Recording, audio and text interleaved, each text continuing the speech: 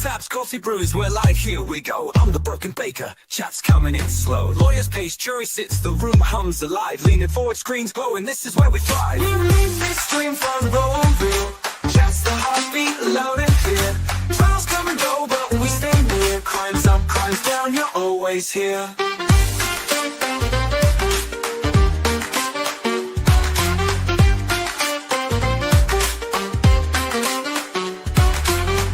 Drops, lawyer jumps, tension spikes, we freeze spray, the jaw drop, chats and lower yikes. Not mocking the mess, just sharing the rush. Even silence feels like a crush. We read this dream from raw and real. Chats the heartbeat, loud and clear. Trials come and go, but we stay near. Crimes up, crimes down, you're always here.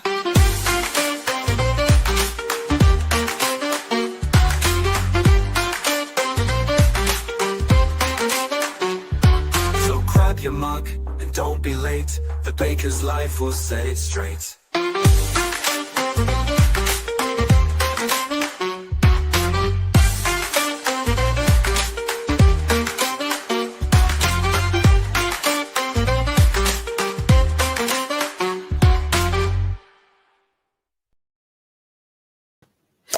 Good morning, good evening, good afternoon, wherever you are, whoever you are, what if any you might be, and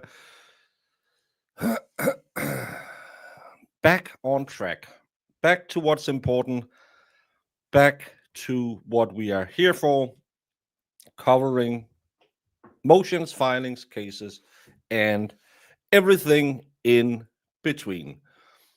The rest is just noise. Doesn't matter. I do that in my Unity shows, so I'm not going to touch that on this show, just so everyone knows what this is about, because a time and a place for everything. Today we will be covering an affidavit in support of motions filed by Mr. Bederow. Mr. Bederow, as you all know, is a lawyer who is on Aiden's team. He filed the mega motion a few weeks back, and today there's another 30 pages.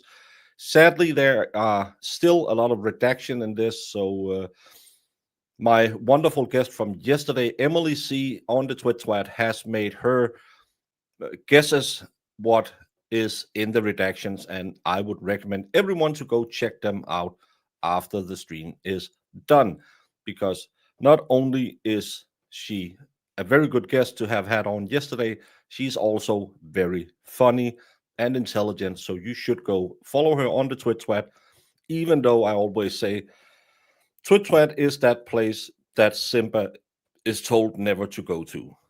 And how are you all doing this morning? Well, Jax, I did a morning show for you this morning if you were up, because I went live at 10 your time. Maybe I should find some mods who are up late at night. I don't know. That's nothing.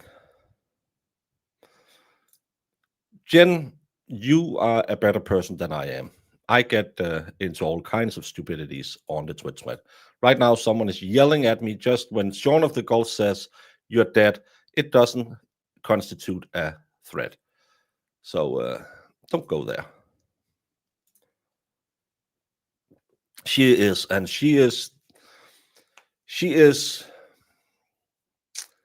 not as old and calloused and worn down like a lot of the rest of us are. She's a ray of light that you need to follow and keep pure, instead of taking it to these YouTube streets.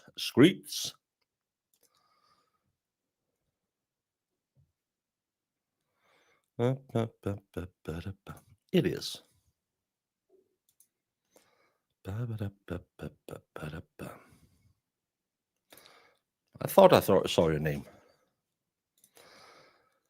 But enough about all the drama, enough about all the hate, enough about all the diversiveness, because again, as you can see, I put on the Turtle Boy background, and I think this time I've cut it so you can see the QR to his defense fund. If anyone is so obliged, please go support Turtle Boy.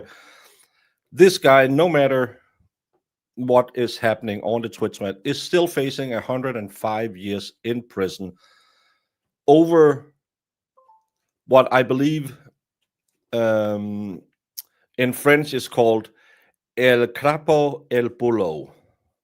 So no matter how we feel about a lot of other things and a lot of other creators, this man is still facing 105 years in prison. And it's the same players who wanted to put Karen in prison for life. So maybe don't waste so much time on so much nothingness. Well, if you want, you can buy my merch in my merch store, where you can get hoodies like that with the Always Be Griftings. You can get it in pink too. I'm giving that to my daughter. Yes, you can also go directly to this link on the Give Send Go. Thank you, Jemima, for putting that up there. I'll pin it before you yell at me. Hey, moderate. Money. Despite, have a wonderful day. An STD for chicken. Okay?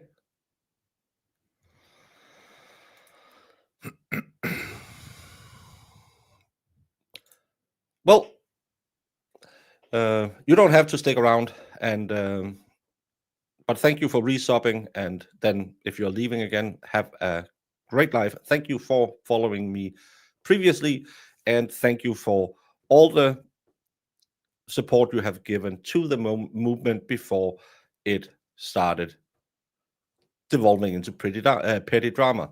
But thank you so much for the previous support. I totally understand people checking out. Just me. Good morning from Kansas. Something about yesterday. My sister had Down syndrome. She was the sweetest, kindest angel. A person should feel blessed to know someone with Downs. I was. Just me. I totally agree.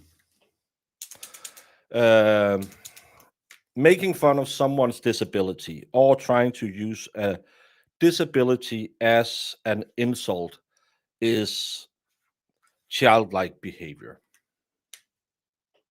I don't have any recognized mental illnesses. I'm probably not the smartest person in the world, and I probably have a little bit of all the alphabet soup because it runs in different ways. But if you feel that your comeback to hurt someone is you have Down syndrome, just go out in the mirror, just look at it and say, oh, yeah, I saw a bad person today. Because people's disabilities, no one asked them. No one, your sister wasn't born and then she said, no, I really want an extra chromosome. Come on, Lord, just hit me with it. And again, as I said yesterday with Emily, people with Down syndrome are normally some of the nicest, gentlest, sweetest people on the planet. So using that as a derogatory term, it's the same when they call me gay and cocksucker and all of that. I have no problem if you like to do that. As I said, I never tried it. Well, that time behind the 7-Eleven, but I needed the money. And it's not hurting me, but it's hurting a lot of people like you who lived with someone who had a disability that you loved, despite disabilities, despite whatever things that might have brought along with it. You loved that person. So to sit here and use that as a derogatory term shows that you are, not you, but the person doing it is an asshole. And people should really not be assholes as much. I'm an asshole. I freely admit that. I get into all these fights because I find it funny to make fun of stupid people. But hey, disabilities has nothing to do with a choice. So why make it an insult? You can call me a lot of other things, but don't make fun of people who have a disability, especially someone who is probably one of the groups who are the nicest, sweetest people. But let's not dive into all of that. Let's get into this affidavit support of motions filed on behalf of Aidan Carney by Mark Bederow, and of course, all the normal stuff. He is an attorney for the defendant, and then we get to it. A.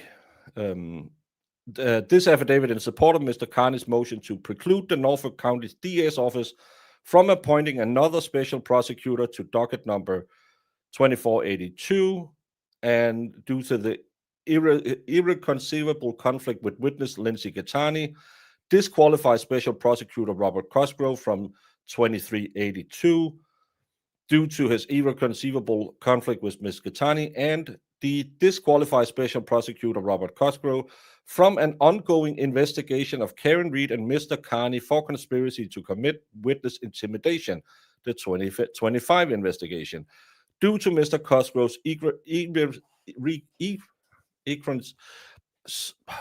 irreconcilable conflict with Ms. Gattani.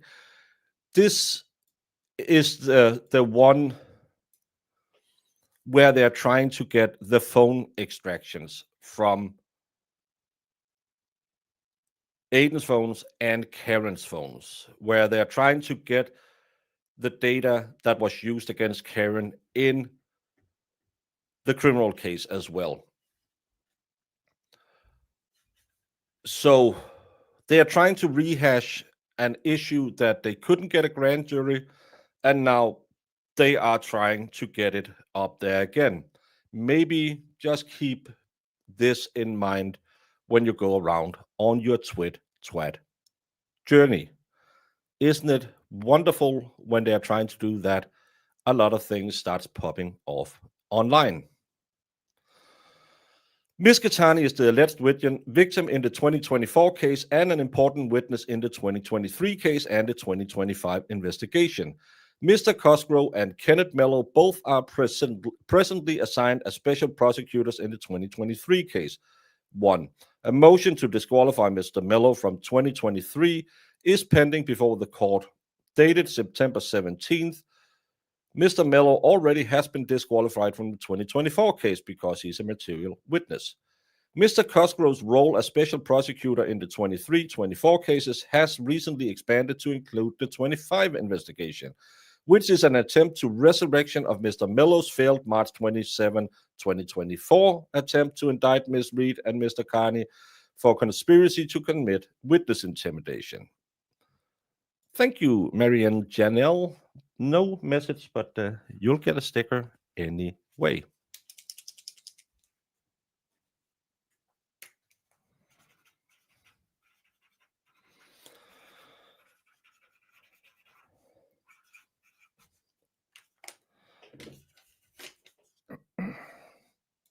Thank you, Goodmans. And thank you, Janelle. Did I miss? Did you come with it? No. We need a flow chart. I need Sleuthy Goosey's skills at making charts over who is who and why is why and how do anyone combine. Well, thank you anyway. What are the post-its for? As you can see, I put them on the board after, and I use them to remind myself that I am lucky that people will contribute to my show. So it's a reminder that every day I turn on the screen, I have to be as good as I possibly can, because some people out there think I'm good enough to either subscribe or send me a super chat. And this is the physical reminder that I have to do that. So when I get a super chat, unless it's one of the really big streams where it goes a little bit fast, I will make a post-it note, post it after, and I'll go through the door, look at it, and remind myself, at least bring your B game today. Maybe if you can, get it to an A game.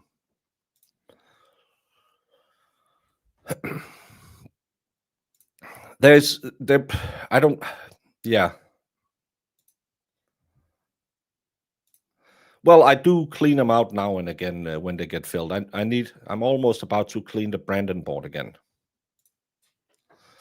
No, you're all the best people.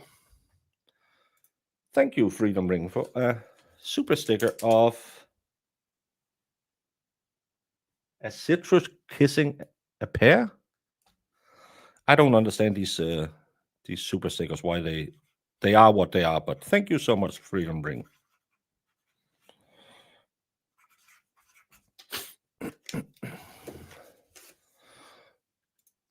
Oh yeah, Emily made some great color coordinated, but I can't keep irreconcilable. I'm trying. I am trying. Some of the words are just, if I can hear it in my head, I can say it. But irreconcilable is one of those that you don't hear enough. So, but I'll try whenever a word pops up. I try to say it in my head and then say it out there, or remember where I heard it before. It's a kissing super sticker. It is. But yes, they're trying to relive that already denied grand jury matter. The subject matter of the 23 case and the 25 investigations are virtually identical.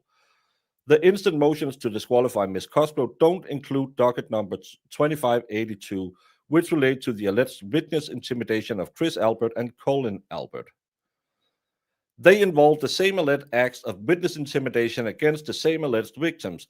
On information and belief, the only difference between the 2023 case and the 25 investigation is that the 25 investigation seeks to add a conspiracy indictment against Ms. Reed and Mr. Carney, and substantive witness intimidation indictments against Ms. Reed, identically to many, if not all, of the substantive indictments against Mr. Carney in the 23 case.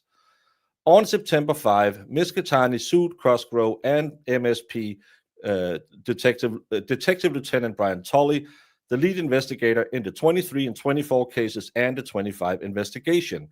Ms. Catani sued Mr. Cosgrove for intentional infliction of emotional distress, negligent infliction of emotional distress, invasion of privacy, abuse of process, violation of civil rights, breach of statutory duty, negligence per se, and contribution. D.L. Tolley was sued for the same, with the exception of the abuse of process claim. In essence, Ms. Catani has accused Cosgrove and Tolley of intending to cause her emotional distress and other harm by purposefully breaching a duty of care they owed her. Ms. Catani has accused Mr. Cosgrove and Tolley of unreasonably and offensively invading her privacy by improperly and deliberately disclosing facts about a purported sexual assault. In almost 2 years since Ms. Catani made this claim, no charges have been filed against Mr. Carney. The evidence of Ms. Catani's claim clearly was discoverable under Brady and Rule 14. So, Grant, you dumbed. Purported sexual assault to Mr. Carney's defense without her consent in violation of confidentiality laws. Ms. Catani has accused Mr. Cosgrove of initiating or facilitating legal processes with ulterior motives. Ms. Catani has accused Mr. Cosgrove and Tolley of interfering with her rights by threats, intimidation, and coercion. On September 5th, Catani sent Norfolk County District Attorney Meatball Morrissey a letter titled Presentment of Claim under MGLC 258, Paragraph 4, Lindsay Catani v. Special Prosecutor Robert Cosgrove, Exhibit B. In her demand letter to D.A. Morrissey, Ms. Catani stated her intent to sue his office because of the action of its employee, Mr. Cosgrove, for damages arising for his tortious conduct, which, according to Ms. Catani, included Mr. Cosgrove intentionally causing her severe distress and violating her rights to privacy through his coercion. Ms. Catani alleged that her damages would exceed $50,000. Give me that money! And requested that Morrissey investigate this claim and contact her to discuss resolution, i.e. compensate her financially, within 6 months or presumably face an explosive civil lawsuit in an election year. Mr. Cosgrove has had a lengthy and distinguished career as a Norfolk County prosecutor and Superior Court judge. he undoubtedly will vigorously dispute the shocking claims Ms. Gitani has leveled against him. By virtue of his professional status and excellent reputation, Mr. Cosgrove's defense of himself against Ms. Gitani's claim will necessarily damage Ms. Gitani's credibility, which will harm any prosecution in which she is a witness and where her credibility is an issue. Mathilda Hansen, Hanen. Oh, it looked like Hansen. That sounds Dutch. Thank you so much for a one-up super sticker. And Mel Clump, Free Turtle Boy. Thanks, Baker. You rock. Ah, you all rock. Thank you for joining me this early on a Saturday. Matilda Hanen. Does it mean like a male rooster? Well, all roosters are male. Maybe. I don't speak that much Dutch. Thank you so much. And Mel Clump. But what they are now putting in this motion is Gitani, and I don't know it. I can't prove it. All of it will be allegedly. But I don't think that Miss Gitani, I have watched all her, well, I haven't watched her latest video. I think there's a new on her Substack. I can't believe she is the same woman who wrote any of those motions, even though she claims pro se, which means she cannot have legal counsel. Because if she has legal counsel, that legal counsel has to say, yes, I am the one who helped her with this. She might, and this is just pure speculation, I have no confirmation of anything, she might have used old Grandy the towel to have him help with it.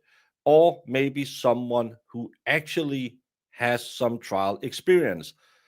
I have a mod who is a lawyer and who says the writing in those motions is by someone, or it reads like it's by someone who has some trial experience. Again, if either Grant, who isn't, he's e-begging for it, is a law student, or potentially a close family member of his who is registered at the bar, has helped with her and not disclosed that in the affidavits, that's a big problem. But according to my smart mod, this reads like someone who has done a little more than just used a pair of crayons and said, give me money, which I think is kind of the level that Lindsay Gitani, even though she has done college, would have done. Because writing legal briefs, finding case law isn't as easy as people think. You have to find it where it's applicable. You have to go read it. You have to understand it. But what Lindsay Gitani, and if she had help, have done is throw so much sand into Aiden's case that it's hard to see how they are going to move on. They will try. However hard they can, they will try because they want a scalp. They want someone to pay for them getting egg on their face in the Karen Reed case. But imagine that Aiden's best help so far might actually be the town bicycle.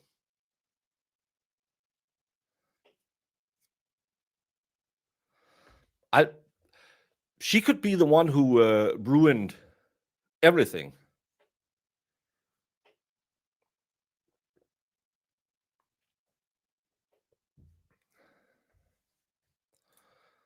Well, I do a southern accent as well, but that's deemed racist, so I can't do that. And I don't have a Boston accent. I only say Boston because I've heard someone say it. In Lemonade, welcome back to normal.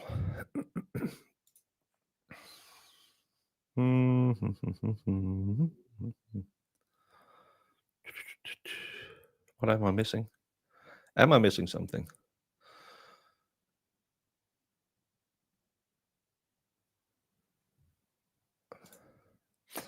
Well, I like lawyer, you know.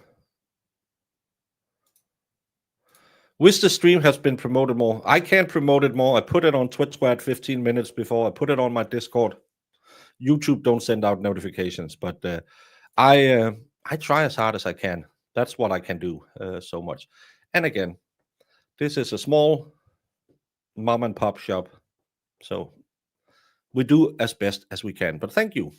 You're all welcome to share it that we're sitting here looking at it. Yes, the irony of it might be the town bicycle who will help Aiden the most. If the judge buys into this, she might end up with a lot of problems down the line, and Aiden might end up with very few problems down the line. Because how many special I need to get out of Hank Brennan. How many special prosecutors can one DA hire before he has to say, nah? We know Mello, he asked 6 lawyers, I believe it was, 6 lawyers before he got Mello. And then Mello needed a replacement. And then he needed a new replacement. They had a guy come in and be there one day. He got $20,000 of taxpayer money. One day of work.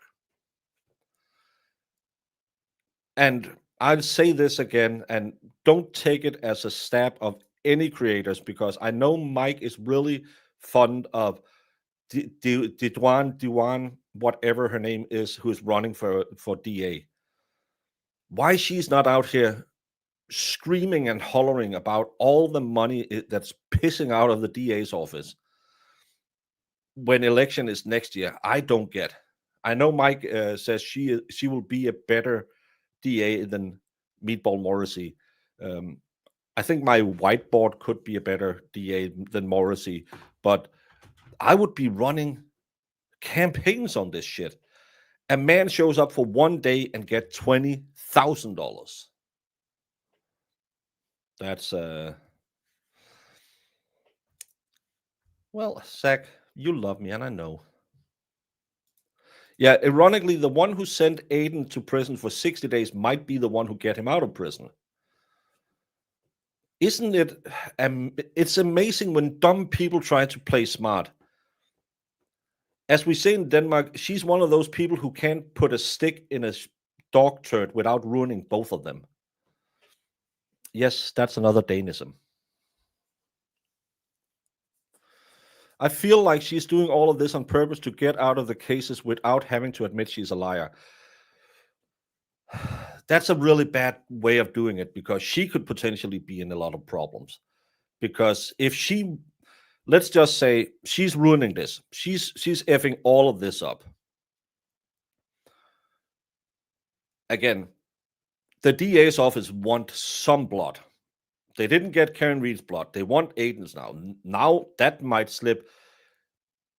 They might get him on some lesser things, but she's the main witness, and now she's effing everything up, threatening the DA's office. If you don't pay me in excess of $50,000, I'm going to sue all you. I could potentially see, because I know I used to be elected in city council, and I know when people get a little, when they send a little too many complaints, or they harass people who work for the city, all of a sudden their CPS cases gets looked at with a little more scrutiny. Their tax returns get looked at. My mom got into a fight with a lady who worked for the IRS. All of a sudden, she had her back taxes looked at for 5 years. Never, ever had any problem with the IRS. Got into a beef fight with a lady in the marching band I used to play in over some ridiculous stuff. All of a sudden, she was taken out and had to do 5 years of taxes. All because this lady and her had trouble. Can't prove it, but why would it all of a sudden happen 2 weeks after my mom had a fight with this lady? I'm just saying Lindsay Gitani is in for a world of hurt if she's ruining this. She will be the scapegoat, and she's a dumb person. And I mean it from the bottom of my heart. I know she went to college and she did okay, but she's dumb. She's not street smart. Krusty Panties didn't go to school. She's street smart. She knows how to slither in and out of every problem she meets. Lindsay Gattani is the perpetual victim, and she can't handle what's coming for her if the state gets mad at her. That's just what I'm saying. Because she's up to her neck in caca. She is, and she's too dumb to realize it. Because if she wanted out, because she's not going to get paid, there's no way. Cosgrove did what he is allowed to do under Rule 14. Yes, there was some retraction missing. He instantly tried to solve the problem. So she's not going to get paid. Who the hell does she think she are? There's no way she's getting paid for any of this. And now she's throwing sand in the machine. But she's too dumb. If she just went to Mr. Bederow or Mr. Bradel and said, I am willing to write an affidavit that I made the claims against Aiden spurred on by Detective Tully and Kate Peters. I retract every statement that I have made about Aiden raping me, even though it's not necessary. He's not being charged with rape, but that would help her with his civil suit against her. If she was smart, she would go to Bradel and say, I am willing, under the pains of perjury, to sign an affidavit giving the story of what Kate Peter and Detective Tully made me do. If they made her do it, because don't lie in an affidavit. Don't be a Jen McCabe. But if she did that, because I don't think Lindsay is smart enough to pull Aiden over there, set him up, and get him in prison. I don't think she has the brains to do that. She is a pure instinct-based woman. She will get what she wants by extorting her boyfriend for it. She'll use her feminine guiles, her tears, or she'll scream. Kate Peter is a devil. Kate Peter will think about what's the next step and the next step. She's not just saying, hey, if Turtle Boy comes over here tonight, we'll bang. No, Turtle Boy went there because someone wanted him to break his parole and send him to prison. And I don't see Lindsay Gattani again. I watched her video. She can barely finish a sentence. Someone set her up to it. That's why she called Tully, not 911. If she went to Bradel and said, okay, game's up, I'm willing to go testify in front of the judge, this is what happened, she could be out of all this bullshit. Sadly, she's not that smart. But she get in legal trouble for admitting, well, maybe she'll do a quid pro quo. Aiden will drop the charges because, again, what's he going to get out of defamation suit? Shut up, Google. You can't cut the hair off a bald person. She has no money. The only thing he would do, he would get a judge to say, yeah, you're right. You didn't do it. He's not going to get the money. He sued her for $2 million. The chances he's going to get $2 million is like me getting Pamela Anderson circa 1995 Titlets pictures in my inbox. Not from the internet, Zach. Don't do that. But the real Pamela Anderson from 1995. That's not going to happen either. Aiden is never going to get $2 million off of Lindsay Gattani. So if she said, I'll admit to everything, and he'll say, okay, that's all I wanted for, because he previously said, drop your lies. She's going to drop the lies, and she's going to come clean about her work with Tully, with Cosgrove, with Mello, with Kate Peter, and sign it under the pain of perjury. I'm just saying, could be smarter for her. My husband calls the feminine Giles as playing with her furry checkbook. I'll say rattling la lalas de tuna.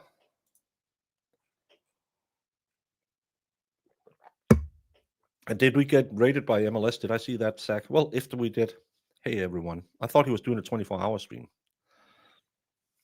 I love the way KP refers to herself as crusty.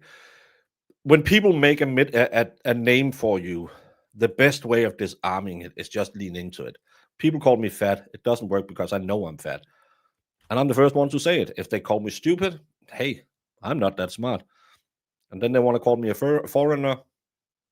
Well, I'm not a foreigner in my own country. I don't think she will ever publicly admit she lied about baby Clay. No. But again, if she had some competent help around her, someone who could help her not write motions that'll go nowhere, that'll kill the state's case, but someone who could tell her, you're going to get out of a shit ton of problems, because as long as the police said there was no grape and you go online and claim there was grape, there's a high likelihood you're going to be found guilty. So maybe have someone advise her to do a retraction. And she's not going to win.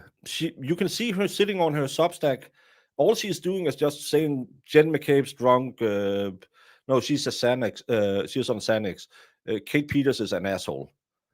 She's not even attacking Aiden that much, which is smart because you shouldn't talk about litigation you are in.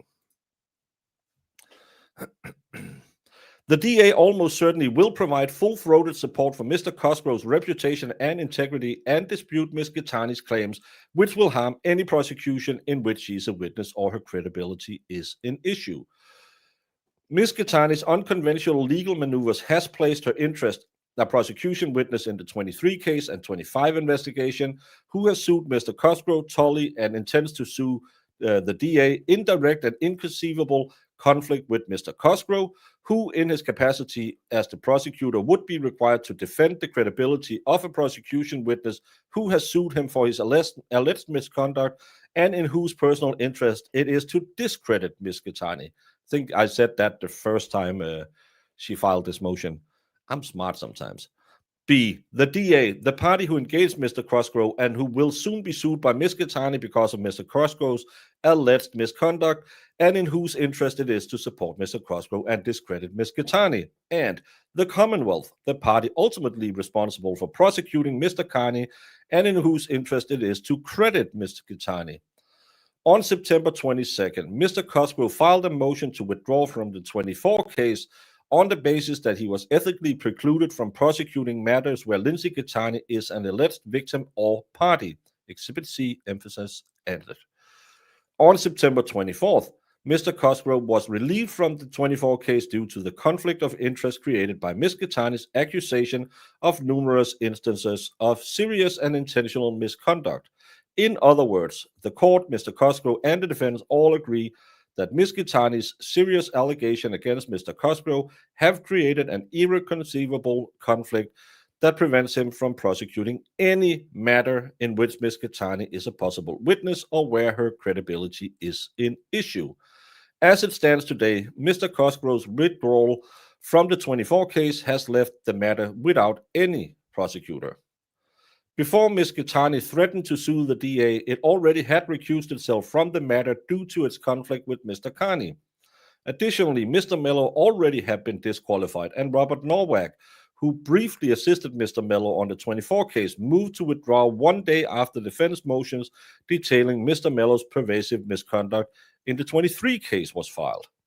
In these circumstances, the conflicts between Ms. Gitani and the DA precludes the DA from appointing another special prosecutor to handle the 24 case because it's in the DA's interest to defend Mr. Cosgrove and discredit Ms. Gitani as part of its own defense against her serious allegations of prosecutorial misconduct. The appointment of a new special... Wasn't that a spelling mistake?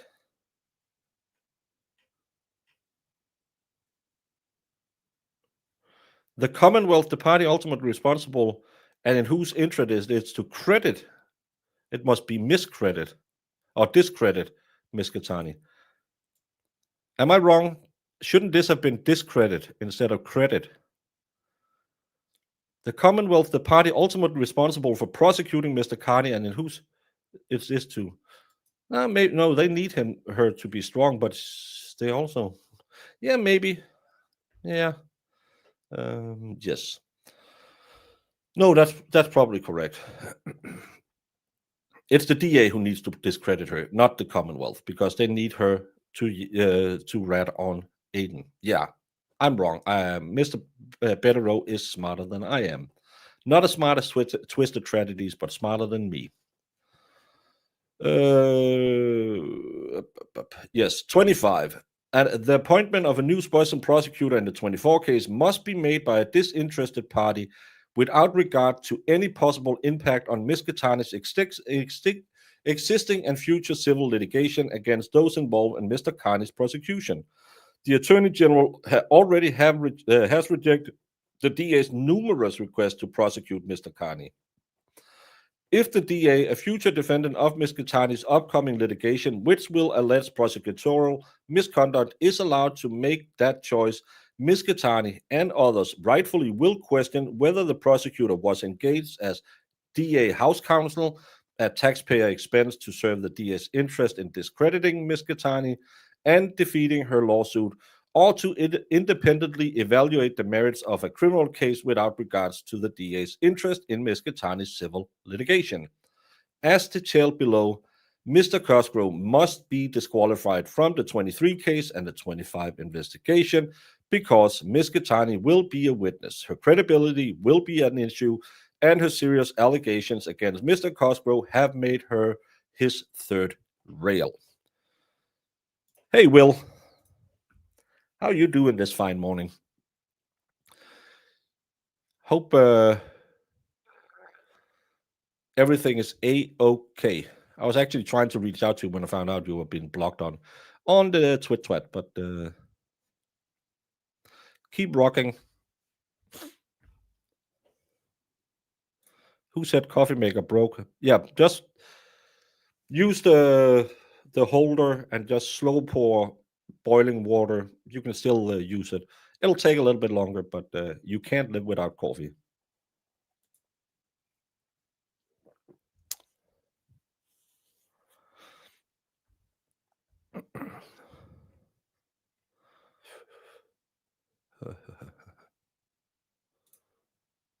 Thank you, Jemima. Yeah, the state has to hype her against the state's own agencies. Yeah. I always keep a French press for emergencies. I normally just do I have a cup, not a K cup, but another one, and been doing that for a lot. But I do have a coffee maker that I can spin out, and if anything breaks, if you pour it twice, it's very nice. That's how I make my coffee every day. I'm a slow pour kind of guy. Yeah, I never really gotten into that. I just need my coffee to be like my women, a kick in the face. Ms. Katani is a witness in the 23 case and the 25 investigation. On November 28, Mr. Mello commenced a grand jury investigation that ultimately resulted in the 23 case. Indictment was returned against Carney on December 2023. The grand jury investigation was named in the matter of MSP Canton investigation, November 28, 2023, transcript part 1, page 1. On or about December 9, 2023, while the grand jury proceeding on the 23 case was underway, Ms. Katani began communicating with Catherine Peter, whose conduct, relationship with the MSP, and dreadful credibility is central to Mr. Carney's defense in the 23-24 case. And now we come to the redacted parts, where I again will recommend you all and go after and watch Emily C. and her interpretations of what potentially could be under these black things.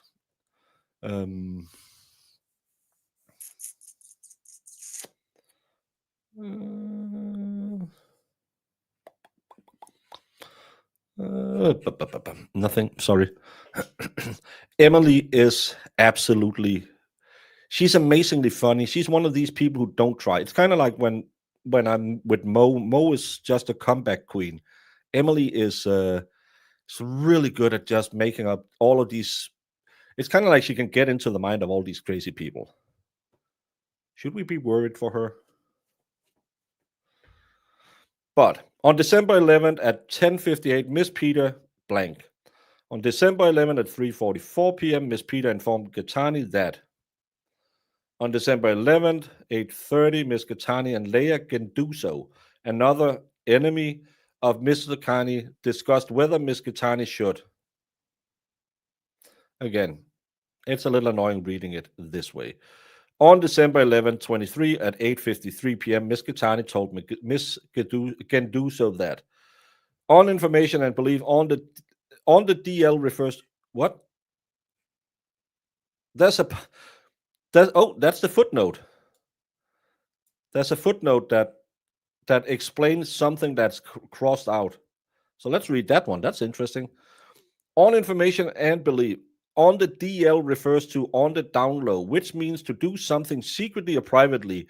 It goes without saying that there was no legitimate basis for Miss Gattani or anyone else involved in the investigation to engage in secret or private discussions with the prosecutor.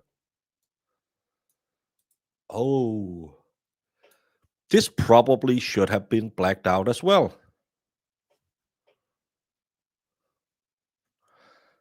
Because this goes back to a blacked out bar happened on December 11th. So someone on the down low was talking to a prosecutor.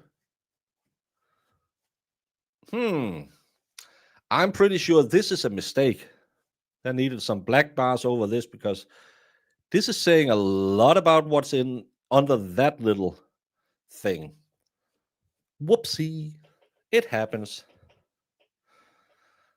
Yeah, someone missed a redaction. It looks like.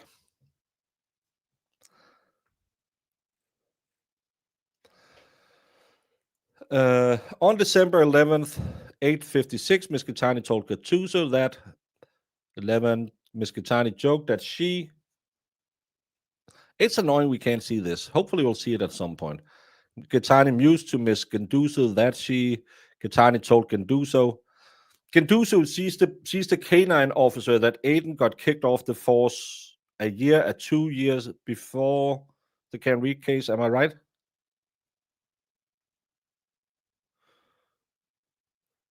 She's the one who had a drug dealer boyfriend, something like that.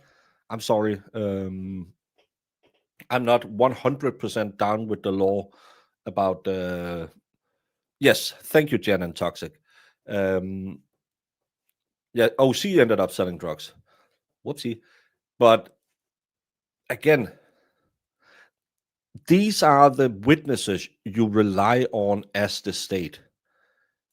You're going to call in a former worker who got her butt hurt when he found out that she stole money or flunked the books or whatever she did. You're going to call in a former girlfriend who got mad that he wouldn't treat her as a number one tie. He just treated her like, we're going to bang on the couch on Thursdays until I find a better hole to swing by. And then you're bringing in a woman whose career he destroyed by putting the truth out there. Those are the pillars you're building your case on. I think quicksand would be a better medium to build on than these three hacks. Yes, I just said everyone should go and watch Emily's Twit Twat. She has filled in the blanks.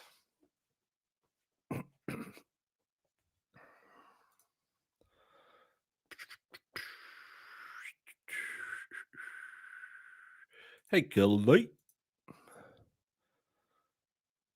I don't have a pour two cup, but I'll look for one today. My son drinks a 32-ounce cup every morning and won't have patience to pour through. Will break my glass French press and is his coffee maker. Go out, get a cheap coffee maker.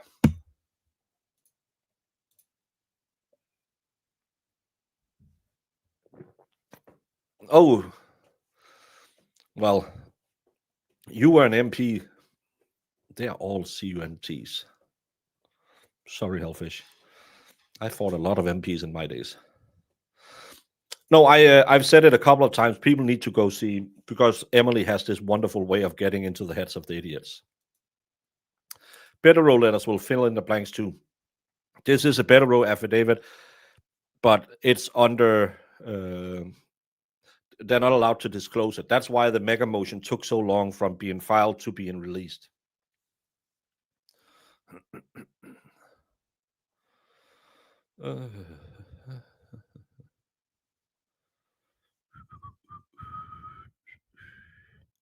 Been turtle rider since like 11 years.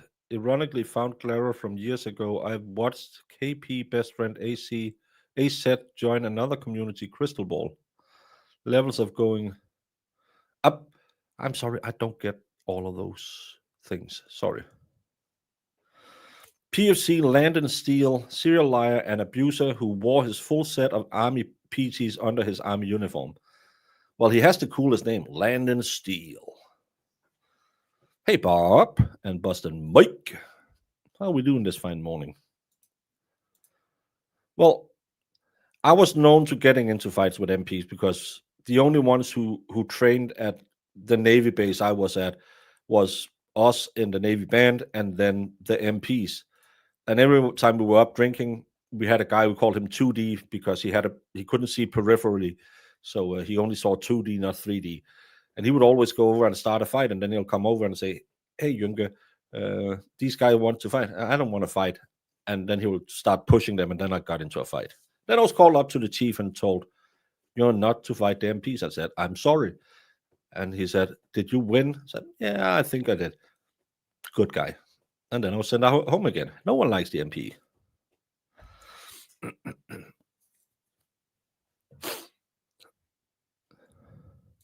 I'm starting to think that Lindsay conflict is out of DA. Also, they don't want trial. Tully on that stand. At this point, if I was the DA's office, and I really believe this would happen when Karen Read was found not guilty, I would drop all the charges. To me, it seems personal. To me, it seems like they want some blood. And I'm just afraid that Lindsay is going to be that blood because she's so stupid. Because if they let Aiden go, kind of like what they should have done with Karen Read, when Proctor went out of it and they couldn't use him anymore, they could have gone out, made a public statement saying, "We are dropping the charges against Miss Read. We still believe she is guilty, but because of the lead investigation's misconduct, which he has been disciplined for, we don't believe that we can get a conviction."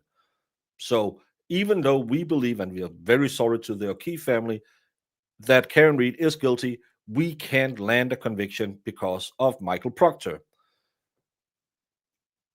That's what I would have done. Get Hank Brennan on it, do a little show tune, drop the charges. But no, they wanted blood. Apparently because Jen McCabe is an asshole who keeps yelling at them to do something. They didn't get their blood with Karen Read. When Karen Read was done, if I was them, I would have said, well, we still believe that Aiden has harassed some of these people, but we tried that, what was it called, Canton 9, and they were dismissed. The Robert Dockey case was dismissed. So sadly, we don't believe in this court climate we can get a conviction in these cases. So even though we believe that the McAlberts are the victims of harassment by Mr. Carney, we don't think that we can land a conviction. So we are dropping the charges. They would have come out with slight egg on their face in both cases. Now they had massive egg on their face in the Karen Read case. Now Gattani is going to throw egg in their face in the Aiden Carney case. So where are they going to go get their pound of flesh? I can only see Gattani because she's the easy victim because she is dumb. Sorry. Deborah Gelsey gifted 1 membership to Becky right now. Thank you so much, Deborah. And welcome, Becky. It's not egg. Isn't that what you say? Egg on their face? I don't. You Americans have some weird languages or sayings. You should use more Danish sayings because all of ours make sense. The birds and the bees. It's the flower and the bee. The bike, call her the bike. She's the town bicycle. And Deborah, being an absolute G, kicking in 5 membership to Karen G, Boston Mike, in Lemonade. Technically, Karen Reed was framed. And hello, everyone. Thank you so much, Deborah. Thank you so very much. What a wonderful Saturday. And it's not even my birthday.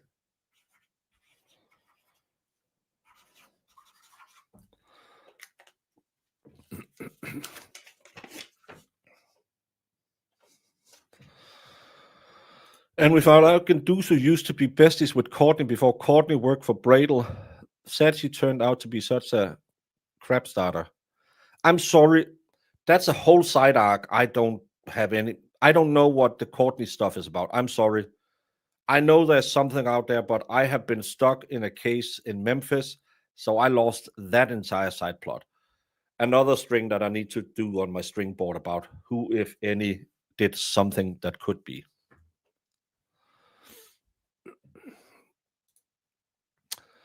On December 12th, Jennifer McCabe, a key witness in the 23 case and the 25 investigation, in the presence of Miss Peter, told Miss Gattani that if she was really sorry for previously supporting Miss Reed, she would testify before the grand jury.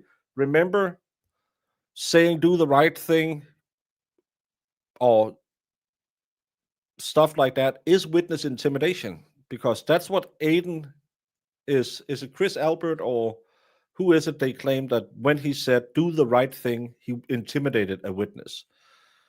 Miss Gattani and Miss McCabe both will be questioned under oath of the 23 case regarding Miss McCabe's possible intimidation or coercion in seeking to have Miss Gattani testify against Mr. Carney. Interesting. On December 13, Miss Gattani expressed concerns to Miss Peters about her of criminal exposure for witness intimidation because she created a fake Twitter account in which she, under the name Jane, Miss Gattani created the Jane Twitter account, blah, blah, blah, blah, blah. That Miss Gattani was Jane. She lied to the Medfield police about her identity as Jane. On December 11, Miss Gattani lied. Dumb people make dumb things, but make fun trials. Under the name Jane, relentlessly attacked Mr. Carney at the same time she supported him under her real Twitter account. These hoes ain't loyal. Am I right, Will? You have found that out. What? Sorry. Miss Gattani understandably was worried that when Lieutenant Tully, she bizarrely engaged in online discussions with herself under 2 different names, where she simultaneously attacked Mr. Carney as Jane and defended him as Lindsay Gattani. This is like Dave and his 45 different Facebook accounts.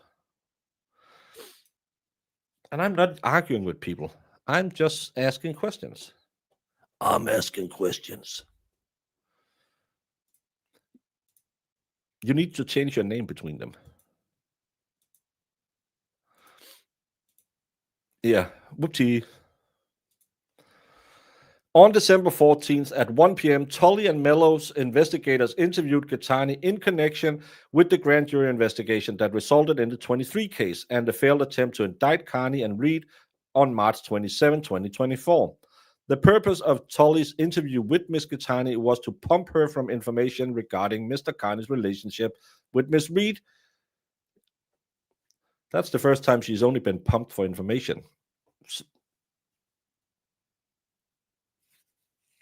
That wasn't nice. And to acquire evidence to build a case against Miss Reed and Mr. Carney for conspiracy to intimidate the witness against Miss Reed. Gattani told Tully her purported knowledge of communications between Carney and Reed, including their method of communications, the app which they used to communicate, and their initial use of an intermediary named Natalie the German. The town bicycle alleged that Carney ran everything by Miss Reed before he reported on Miss Reed's case. Gattani strongly implied that Miss Reed or her family purchased a Lexus from Mr. Carney. On December 14th at 3:10, immediately after her interview with Tully concluded, Miss Gattani texted Miss Peter that, and sadly we can't see that one, on information and belief because she was concerned that would be discovered on her, and then disclosed it to the defense. For more than 1 year, Miss Gattani has relentlessly accused Tully of improperly disclosing the contents of her phone. This dispute will serve as the subject of examination for both Miss Gattani and Tully in the 23 case, which places Mr. Cosgrove in an impossible position how to examine his accuser and co-defendant under oath where they will contradict each other and then address their credibility in summation. On December 14, Miss Gattani told Miss Peter. Gattani called Miss Peter. They spoke on the phone for. The extraction report of Miss Gattani's phone provided to the defense reveals that after 1:16 on December 14th, something such that the defense has been denied access to this clearly discoverable and relevant evidence. Someone needs to go in and go through her phone extraction and see if you can fill in the blanks. No, I'm not going to do it. I'm lazy. Jemima, it's Saturday. What are you doing?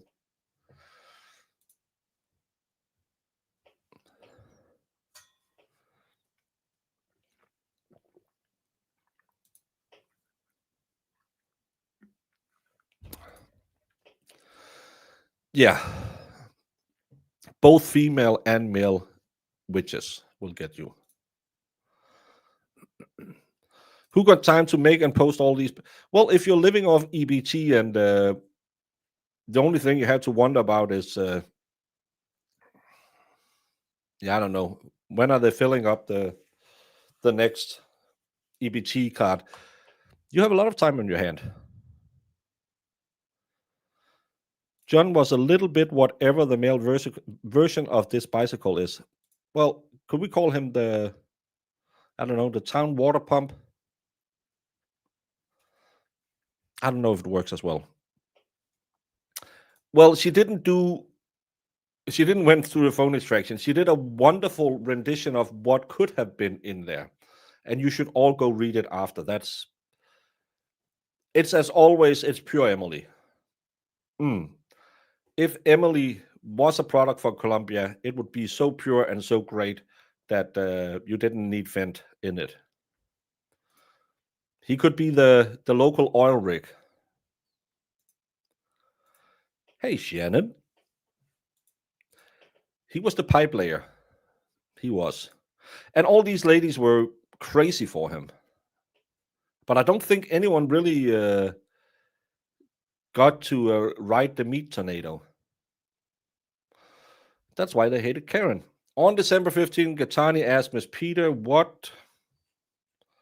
On December 15, Miss Gattani posted on Facebook, "Big news coming soon. Stay tuned."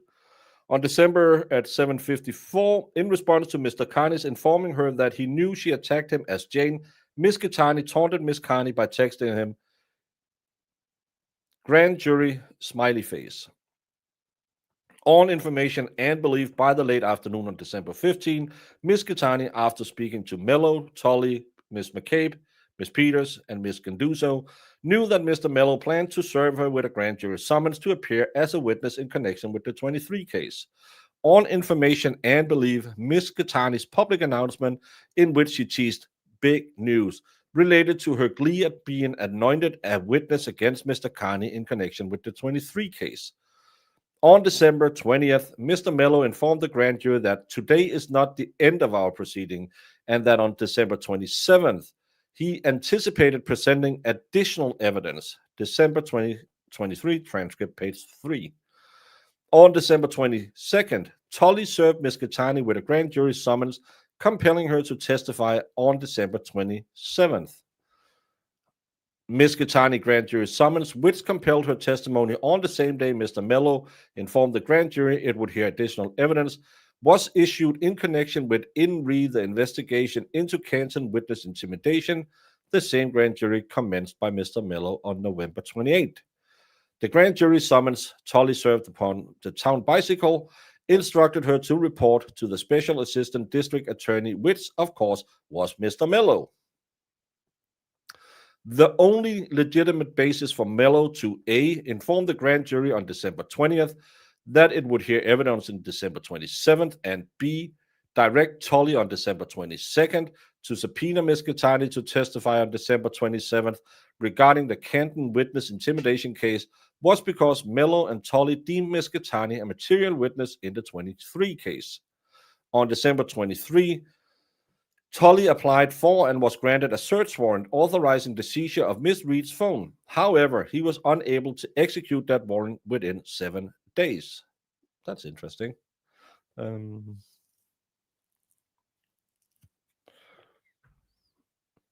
I'd like to know more about that party with Natalie the German. I guess there's be some big surprises on the guest list. There's a lot of stupid going around. So, yeah.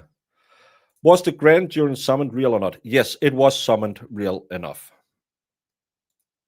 Yes, it was. You can just see right here. The grand jury summons Tully served upon Ms. Gattani, instructed her to report to. So it's real enough. 58 and 59 shows that she was served, but probably as a part of a setup. Yes, I don't care that you got a lot of dick, but if you get some byproduct from your looseness of your hips, take care of it. Don't get drunk, high, whatever, and make videos with your drunk, high, whatever boyfriend that you have a restraining order on. Go watch Bluey with your kids. Help them with their homework. Make them a lunchbox or whatever they need. Just because, hey, I'm a slut too. There was no impaneled grand jury. There was an impaneled grand jury. Again, 58.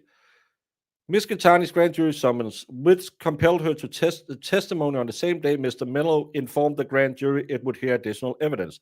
So there was a grand jury impaneled. Hey, Brit happens. Thank you. No, they have a grand jury ongoing in the witness intimidation case. On the 20th, he instructs them on the 27th, you will hear additional evidence. On the 22nd, he releases a summons for Gattani to show up on the 27th. So there is a grand jury proceeding going on.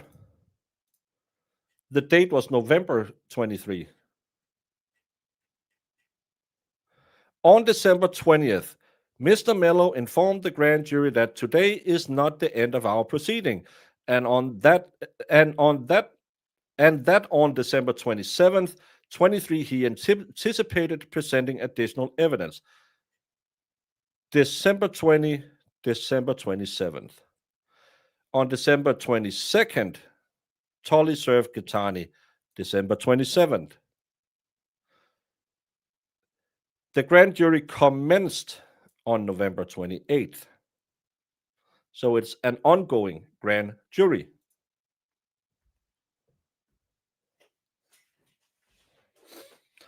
Oh yeah, I'm 100% sure that that's the reason why she was summoned. I want to know what communications went on. Again, why did she call Tully, not 911, after Aiden was over there? Most likely because they said, can you get him to your house? We can send him to prison. So, again, did the DA's office willfully set Aiden up to break his conditions? Are you allowed to do that? Isn't that entrapment? I don't know. Legal basis. Search warrant. On December 28, Mr. Mello inexplicably gave reporter Jessica Machado a lengthy interview detailing his investigation of Mr. Carney. He noted that Ms. Gaetani recently became a witness after he received communication from her. On information and belief, Mr. Mello's December 28 public assertion that Ms. Gaetani recently became a witness referred to Ms. Peter and Mr. Mello's something conversation about Ms. Gaetani, which resulted in Ms. Gaetani providing Tully with information about Carney and Ms. Reed on December 14th. Mr. Mello's interview, which occurred while he was still conducting a grand jury investigation, was a brazen violation of Rule 3.6 of the Massachusetts Rule of Professional Conduct, in yet another example of his complete indifference and or sheer ignorance regarding his professional obligation as a prosecutor. Mr. Mello publicly announced that in his case against Mr. Carney was overwhelming. He expressed his confidence in Mr. Carney's guilt. He smeared Mr. Carney as a master manipulator who exploited a substantially younger woman. Mr. Carney was 42 and Ms. Gaetani was 37. If that's a substantially younger woman, my dad was also apparently a predator because my mom was 5 years younger than him. And 42 and 37. What? Huh. So Tully and Mello got a legit summons that's tough to prove as a setup. Unless you call her as a witness because she allegedly has some information, and then you say, hey, try and reach out to him and see if you can get him to come over. That's the thing.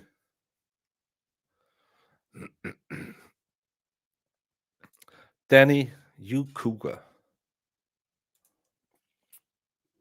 So you're a victim.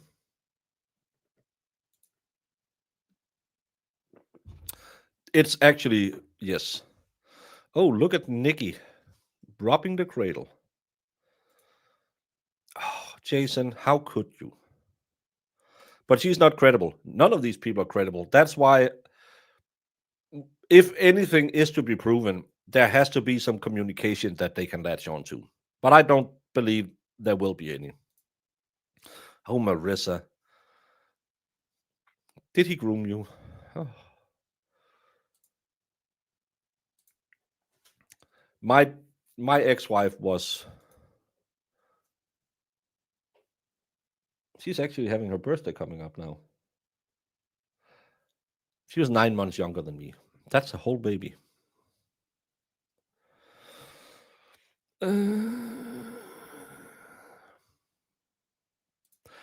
They told the jury before that they had evidence, that they would have evidence, and then they summoned LG to present the evidence, whatever it is. Not quite. According to this part, Mello's December 28 public assertion that Ms. Gaetani... No, that's not the one. What was the part?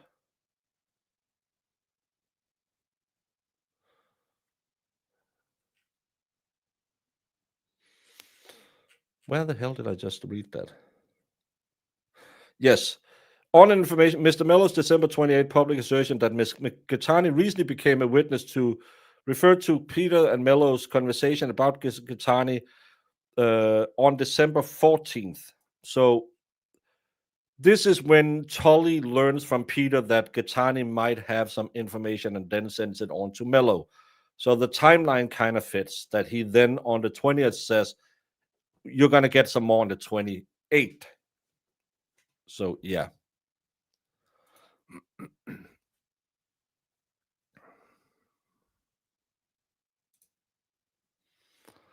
That's not easy. Yeah. When you're past, I would say when you're past 25, the ranges kind of become a little different. It's a big difference if you're 17 and he's 25. But if you're 17 and 19, yeah, that'll be fine. But if you're 25 and 30, that's way different than being 20 and 25. And when you're 35 plus, yeah, How much older is Frank than her? Because he looks really old.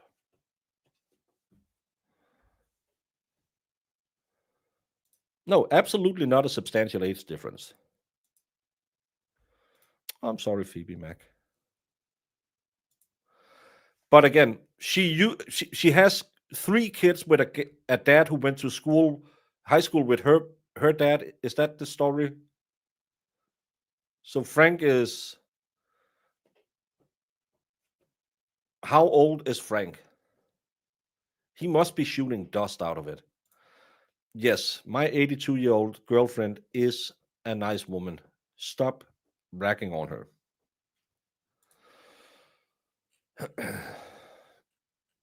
On December 22, Tully applied for a second search warrant authorizing the seizure of Miss Reed's cellular phones.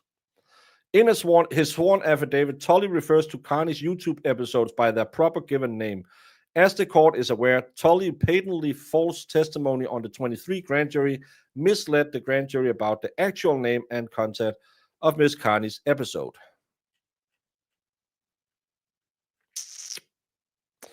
Tully's sworn affidavit to demonstrate probable cause to seize Miss Reed's phone relied heavily upon information Miss Gittani provided to him on December 14th. Tully identified Miss Gittani as Jane, the same name Miss Gittani used for the fake Twitter account she created for the purpose of attacking Mr. Carney. Maximum age difference formula, half man's age plus 7 years.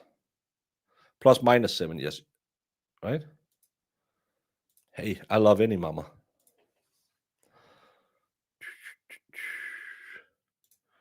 Yeah, Frank's her dad's age, so probably at least twice her age.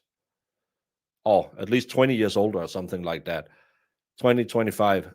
And then they are trying to use, oh, he was 5 years older. She's 37. She had 4 kids. She ain't no shy violet. Let's just say that. Information provided by Miss Gittani to Tully on December 14 was essential support for Tully's conclusive claim that Miss Reed's phone will contain evidence of witness intimidation. In his affidavit, Tully explained that a special prosecutor convened a grand jury in an ongoing investigation into the intimidation of witnesses involved in Commonwealth v. Reed. Tully's description of the grand jury investigations referred to what is now the 23 case and Mr. Mellow's failed 24 attempt to indict Miss Reed and Miss Carney, which Cosgrove has resurrected into the 2025 investigation. Tully swore to the issuing judge that Ms. Gittani was a witness relative to the ongoing conspiracy to intimidate witnesses in the Reed case, i.e. the 23 case and the 2025 investigation. Tully affidavit regurgitated the contents of the report he prepared after his December 14 interview with Ms. Gittani. Tully's affidavit alleged that Ms. Gittani provided him information suggesting that Reed or others on her behalf purchased Carney's Lexus, relying upon information provided to him by Ms. Gittani. Tully swore that Mr. Carney drove a Lexus and that further records, which on information and belief were received in response to a subpoena based upon information Ms. Gittani provided to Tully, revealed that Mr. Carney's Lexus was paid in full with a personal check.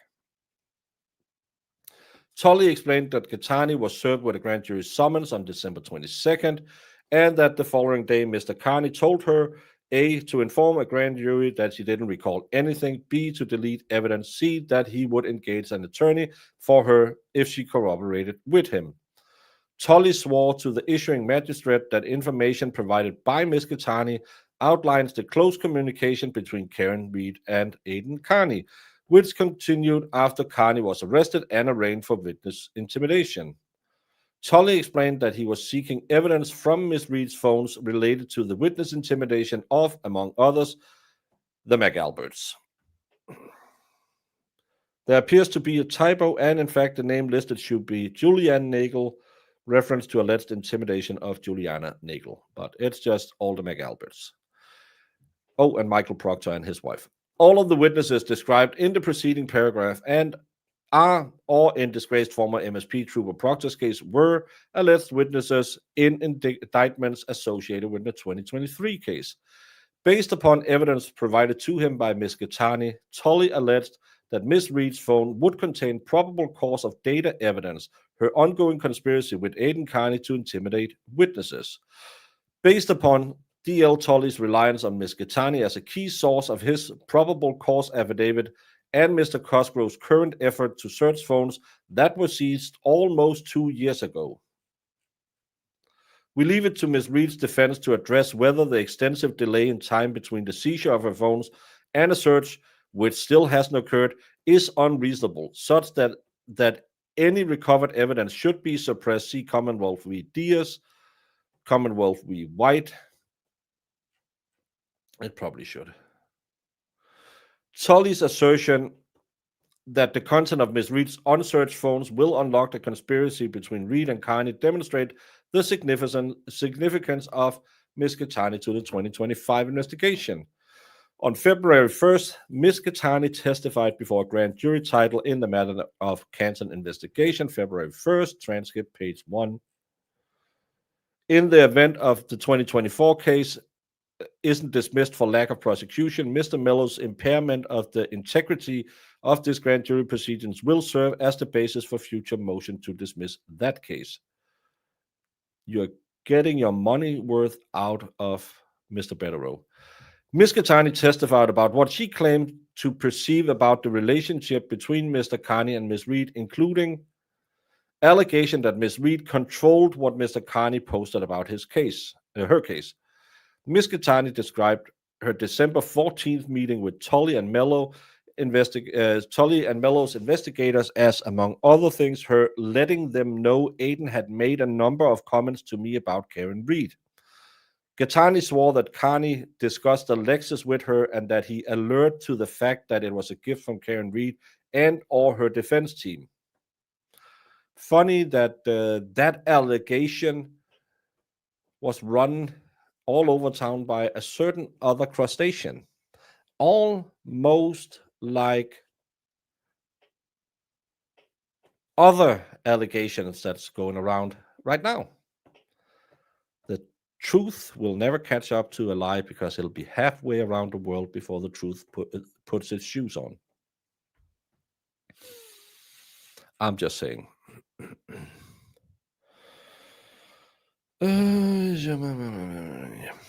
Ms. Gattani informed the grand jury that Ms. Reed's brother worked at a Lexus dealership in Rhode Island and that Carney told her, even if he did give me a Lexus, that is not against the law. It is actually not. Ms. Gattani's February 2024 grand jury testimony is relevant and material to the 23 case and the 25 investigation and places her credibility squarely in issue with respect of both matters. On March 27th, Mr. Mello sought Mr. Carney's and Ms. Reed's indictment for conspiring to intimidate witnesses in Ms. Reed's existing murder prosecution, even though Mr. Mello improbably emphasized Ms. Carney and Ms. Reed's notoriety, and Mr. Carney already was indicted for witness intimidation, and Ms. Reed was scheduled to stand trial 3 weeks later. The grand jury refused to indict them. Tully was the sole witness in the March 27th grand jury proceeding. Just as they did in the 23 case, Mr. Mello and Tully intentionally misled the grand jury through Tully's patently false testimony in which he renamed Mr. Carney's episodes to sound indicative of his and Ms. Reed's intent to intimidate witnesses. March 27, transcript page 14 to 21. This was just 2 months after Tully swore out an affidavit using the correct names of Mr. Carney's episodes. And nothing will happen for him lying on every piece of paper. Prior to the grand jury presentation, Tully and Mello subpoenaed bank records and records from Lexus to imply that Miss Reed or her family purchased Miss Carney's Lexus as a reward for him. On information and belief, the originating source of the information that led the Commonwealth to subpoena Mr. Carney's bank records and information from Lexus was information Ms. Gattani provided Tully on December 14th. All of the above described evidence established that Ms. Gattani likely will be called as a prosecution and or defense witness in the 23 case and in connection with any case that may result from the 2025 investigation. Whew.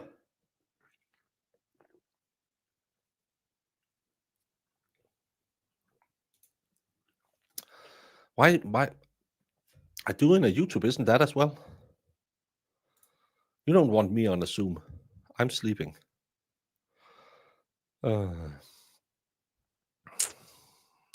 Just seeing if I missed anything while I was reading.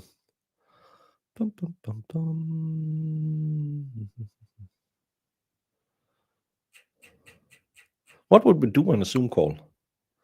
Probably just be Jamie yelling at me. This is AI Baker. Yeah, I'm not here.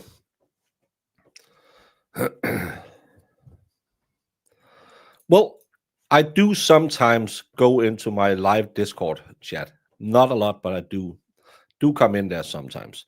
Especially if I don't stream, there's a higher likelihood if someone says, hey, you want to hang? I hang. I have never sworn in my life. This is allegation, slander, and harassment. Mr. Cosgrove's actual conflict. Ms. Gattani is a material witness regarding numerous important issues in the 23 case and 25 investigation, including but not limited to how the Commonwealth investigated and built its case, the shoddiness, bias, and or lack of good faith in the Commonwealth's investigations. As a witness at a pretrial hearing seeking suppression of any evidence obtained from Ms. Reed's phone, the relationship between Ms. Carney and Ms. Reed, and explaining how Mr. Carney and Ms. Reed communicated and the substance of these communications. Ms. Gattani also is a material defense witness who will be called to impeach several prosecution witnesses, included but not limited to Tully, Mello, Ms. Peters, and Ms. McCabe. Ms. Gattani recently have made a series of public statements. This is why you don't go live when you have pending litigation. I yelled at it when they started playing the clips of Karen Reed. You don't talk when you have pending litigation. Two things to remember. Call your lawyer, shut up. That's all you have to do. You don't talk. No interviews, no drunken rants on the YouTubes. Ms. Gattani recently have made a series of public statements in which she has made serious allegations discrediting these witnesses and which therefore are favorable to Mr. Carney and or Mrs. Reed. Ms. Gattani recently announced that she possesses evidence which will expose every single lie made by Peters, McCabe, and Tully. Ms. Gattani has publicly claimed that Ms. Peter goes to bat for and defends the misbehaving Tully because of her vested interest in covering for him. Ms. Gattani allegedly possesses electronic messages which prove that Tully is corrupt and that Ms. Peters is a snake and a scumbag that nobody trusts. Some people trust her enough to sit on spaces with her and kerfuffle when an old drunk guy threatens to kill Aidan Carney. Ms. Gattani provided a copy of a phone extraction to expert she consulted with and who supported her contention that the MSP deleted her messages with Ms. Peters before DL Tully provided defense with a copy of this extraction report.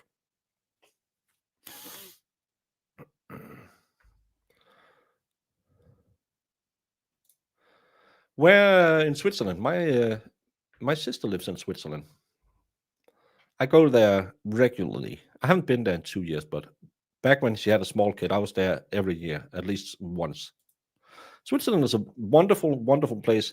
Expensive as hell, but wonderful place.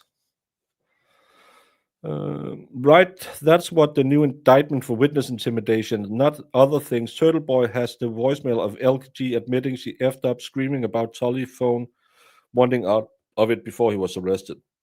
It's gonna come back to bite them in the ass. In the legal system, the only friends you have are those you pay. Anyone in the legal system who says, I just want to help you, is the last person that you should trust. because cops are fully allowed to lie to you. Ms. Gitani has publicly alleged that the Commonwealth never intended to actually prosecute Mr. Carney through the end because it can't explain why Tully and Peter's messages are missing from an extraction report the MSP made of her phone, and why Google Drive links Ms. Peter provided to the Commonwealth are missing. Ms. Gitani has publicly shared electronic communication from Ms. Peter to the Commonwealth that the defense is restricted from publishing in unredacted form due to the court's protective order. Obviously, Ms. Peter forwarded these messages to Ms. Gitani. Don't trust nobody. Don't give them your DMs. Don't send them screenshots. I do all of that to my mods all the time. Well, send them screenshots.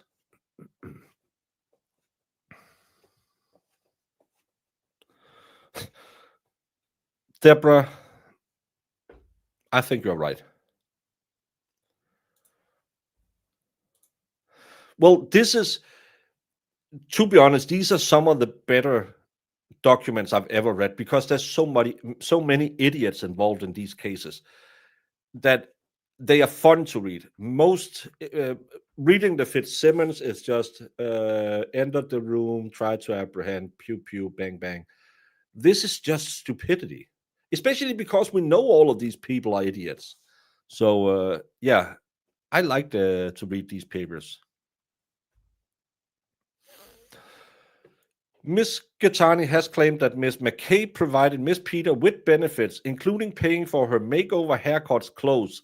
You should have paid more because her hair still looks like it was rinsed in pate or something. As detailed Supra at 39, I can't remember what that says. Ms. Gitani has posted a video where she details how Ms. McCabe, in Ms. Peter's presence, pressured her to cooperate with the Commonwealth regarding the 23 case and 25 investigation by urging her to testify in the grand jury if she was truly sorry for upsetting Ms. McCabe. Even after suing Mr. Cosgrove and threatening to sue the DA, Ms. Gitani has continued to publicly criticize him and the DA. She described Mr. Cosgrove's statement on the September 24, 2024 court appearance in which he outlined his conflict with her as a sham. Ms. Gitani is a material witness in the 23 case and 25 investigation because her testimony will support Mr. Carney's defense that the Commonwealth conducted a shoddy investigation that relied on witnesses with dubious credibility. Ms. Gitani is a material witness in the 23 case and the 25 investigation because her testimony will support Mr. Carney by confirming, contrary to Tully's claim, that messages between and among Ms. Gitani, Detective Tully, and Ms. Peters disappeared by the MSP. In the event that Ms. Gitani testifies as a prosecution or defense witness, her credibility will be in issue, and her pattern of false statements, including her remarkable claims that the prosecutor and lead detective intentionally violated her rights and interfered with her rights by threats, intimidation, or coercion, which led her to sue them and threaten to sue the DA, will be relevant examination topics.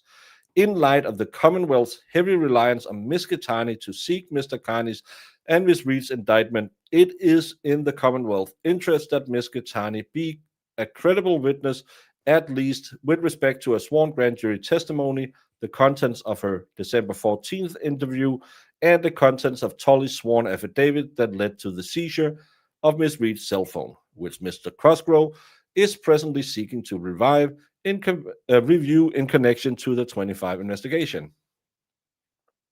However, it is not in Mr. Cosgrove's personal interest that Ms. Gitani be deemed a credible witness in light of her shocking and serious allegation of misconduct against him.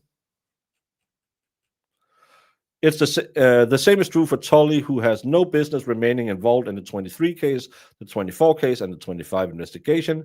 Due to his clear conflict with Ms. Gitani, at trial, Ms. Gitani and Tully will both be questioned about this conflict and its proof that the investigation against Mr. Carney is flawed and biased. Girl, the hell you brought?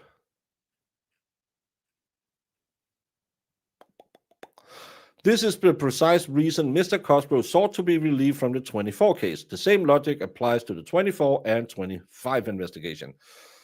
Cosgrove continued prosecution of the 23 case and the 25 investigation places him in an untenable position of A. Defending the credibility of a witness who has accused him of egregious prosecutorial misconduct, or B. Attacking the credibility of a prosecution witness whose credibility the Commonwealth must defend. The public confidence in the criminal justice system will be severely impaired, even in the event Mr. Cosgrove, at a great taxpayer expense, continues as a special prosecutor on any of these matters, given that he would be laboring under an obvious and irreconcilable conflict created by the serious sworn allegation of his misconduct by a key prosecution source and witness in the 23 case and 25 investigation. Because Mr. Cosgrove's personal interest and the DA's interest are in direct conflict with Ms. Gitani's and the Commonwealth interest in regards to the 23 case and 25 investigation, Mr. Cosgrove and the DA cannot be involved in any matter in which Ms. Gitani is a possible witness or her credibility is otherwise in issue.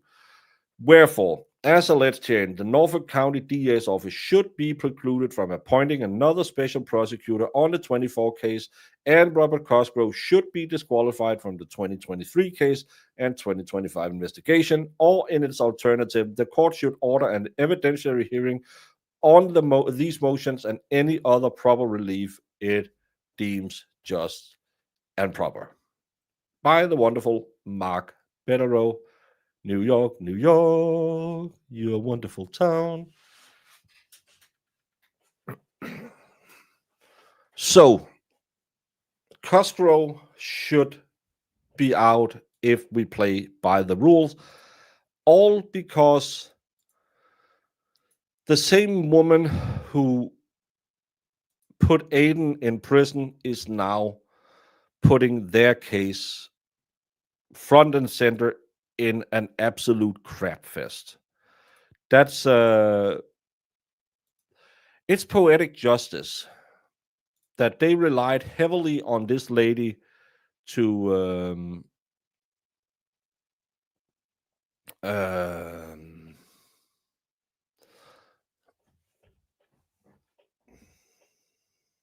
sorry, Lindsay Gitani is attacking me. Oh.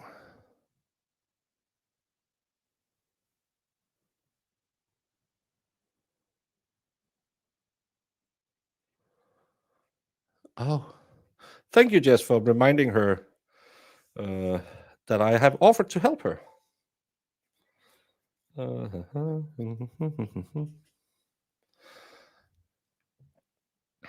I want her to put all her shit out there. It helps me. I'm going to grift the shit out of it.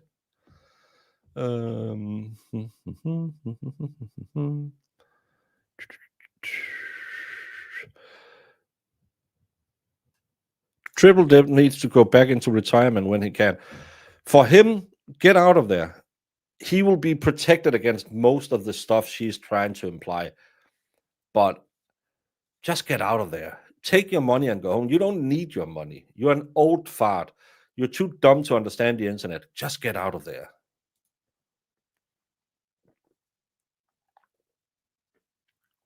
I have never heard that Yuri was demoted. I heard he was moved from his position. Hey, Teresa C. Oh, he was demoted. I just heard he was. Well, all of the officers at the DA's office was kicked out. Hey, Slidey. And when we left at the same point, the DA conflict as assigned a new process.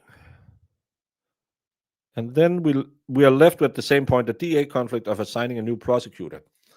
Well, if they can't assign a new prosecutor, the funny thing is then they can't move on with the case.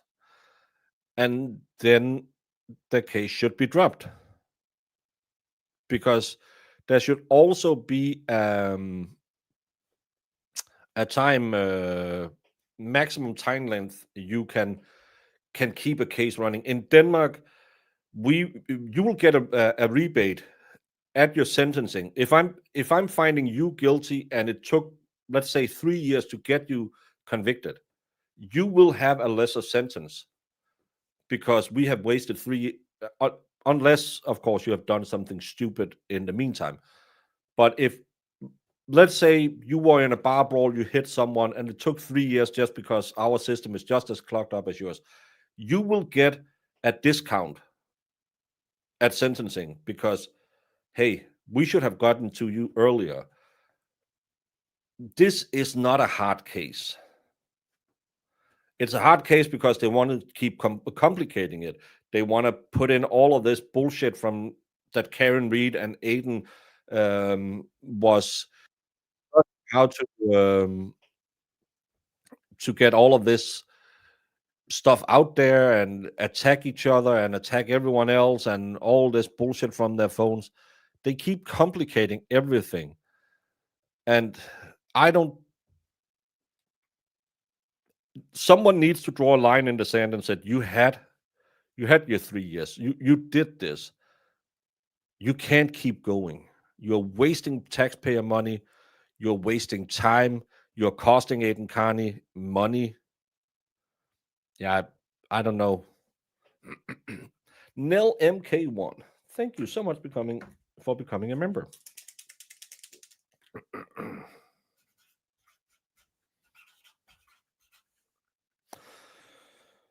One membership. The only ones at this point, if this motion is approved, is the Massachusetts AG, and they already said several times they don't want no part of this. And that's why if Cosgrove is kicked, I can't see the case moving forward. Because they already tried to get that witness collusion intimidation crap rolling. That didn't work. And now they want to do well, don't you know that even though we have this woman who is burning down everything, you can still trust us, and we can trust her in this case, but we can't trust her in that case. How are you going to put Lindsay Gattani on the stand and ask her a question about how Tully turned over evidence, and then you have to stand up and object and you can't hear it? Bederow is going to laugh his ass off if they put Lindsay Gattani on the stand. If they don't do it, he'll do it. And the judge would sit there and just shake his head. It's stupid.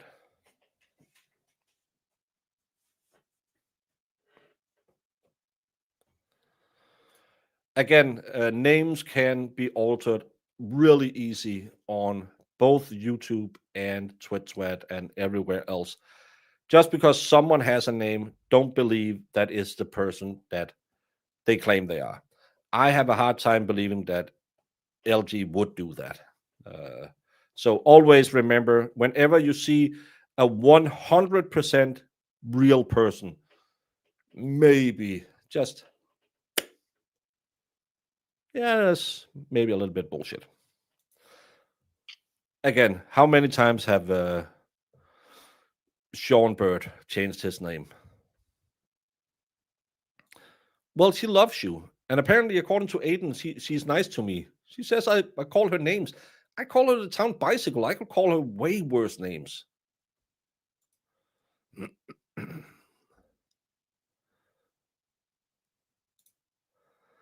Yeah, no, I think everyone in that office was rehomed. All of them. I actually think they closed that part they were a part of. Unless you know that person and you see that person and you see the avatar. Another one is Zach. Zach likes to change his name. You have to know who Zach is, and you can see it in their writing and their style. Another one is Brandon, who has a few burner accounts when he gets in trouble or he has been too generous and they said, no, you can't pay from this one anymore. You can change your name all the time on the Twit Sweat. It doesn't mean anything unless you have. And I only seen I think two people now. I think Shishi has one as well. I've seen one person in my chat who has a verified badge. Back in the day, it was a lower level. Today, if you have 100,000 subscribers, you can get a check mark next to your YouTube account. I'm way off. But if you have that, that is 100% that person. That will be that person. Other than that, everyone can change their profile pic and their name, as I showed yesterday. How did I do? I do this, and then I just do.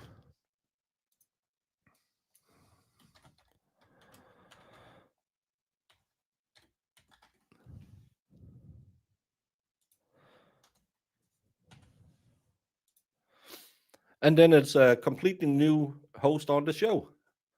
It doesn't mean anything what name and what picture is up there unless you hang out with them. That's why if you join the Discord, we kind of like to know, okay, who are you? Because right now there's a lot of dum-dums going around trying to get involved in everything. So as I always say, when it comes to accounts, when it comes to information, trust but verify. Um, don't believe anything you see on the interwebs. Especially, that's another thing. If you there's a lot of channels out there that's just an avatar, and they won't come on the show, or they won't put their face on it, but they have some of the most juicy information that you have. Always just say, then if you're that deep into it, why don't you come show your face? It seems kind of like it's always the best juice you get from the anonymous accounts, and that makes me always think a little bit about trust but verify. Trust but verify. That's the thing you have to do when you go in these social media circles, because there's a lot of things out there that is really interesting. There's a lot of stuff that sounds really good. There's a lot of stories I heard about someone who heard about someone, and all of them are 100% truth. Even the ones that goes directly, again, as I said, I had 3 different explanations on how Karen Reed was verified on the JFK show. Nick Rocco reached out to me, so of course I believe him. She had already had a wrench, and he saw her writing in chat, and that's proof enough that it's her. Yeah. Trust but verify. Yes, Fedorowski. It's if it's his birthday and you had Taco Bell, just make sure. Breaking news. What?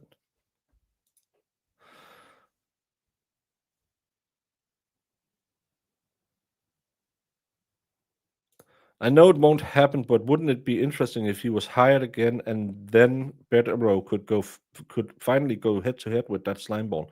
Which slime ball?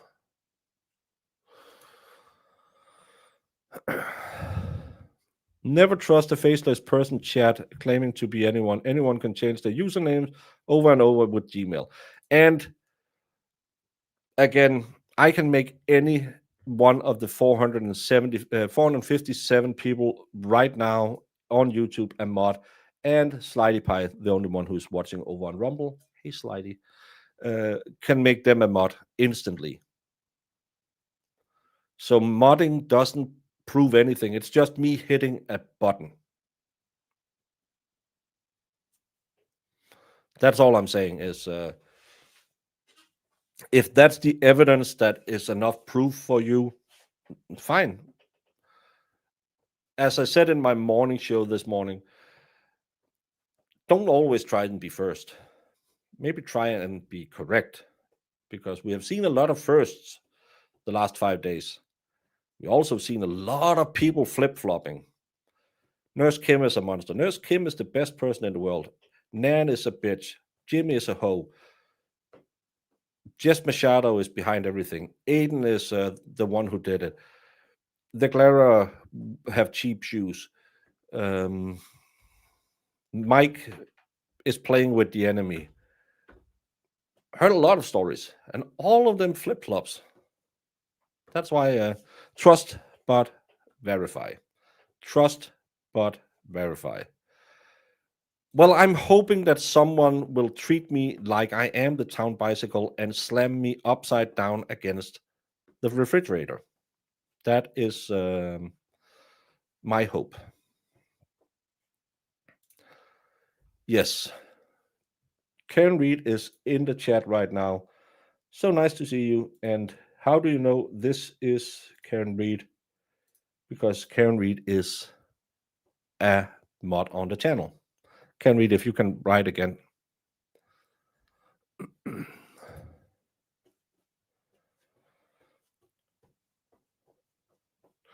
Call Garth Brooks. Yes, Garth Brooks apparently also like to do it the Aiden way.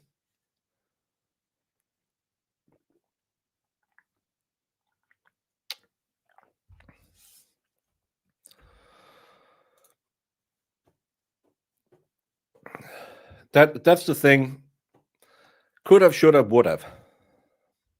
Yeah, let's see her rents. Well, she needs to write again. Maybe she got a little. Maybe she just stole the rents and said, "I'm gonna make crap."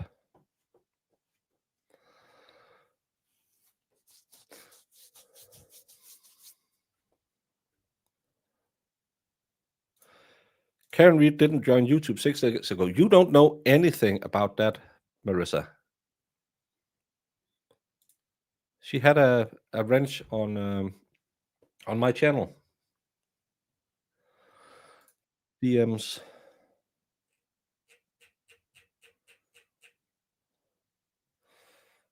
Well, I'm gonna remove the wrench again. Now I got it. Where the hell did I put it? I know it's not her, Marissa. It was a joke just to show that how easy it is to wrench someone. Now I can't find her again.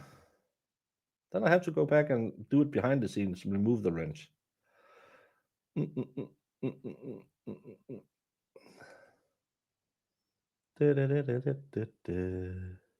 the hell?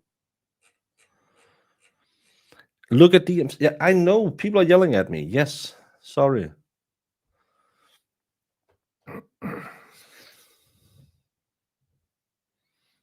Clara is from Tennessee. Surprised he has any shoes. I've been to Tennessee. I love Tennessee. It's a wonderful place.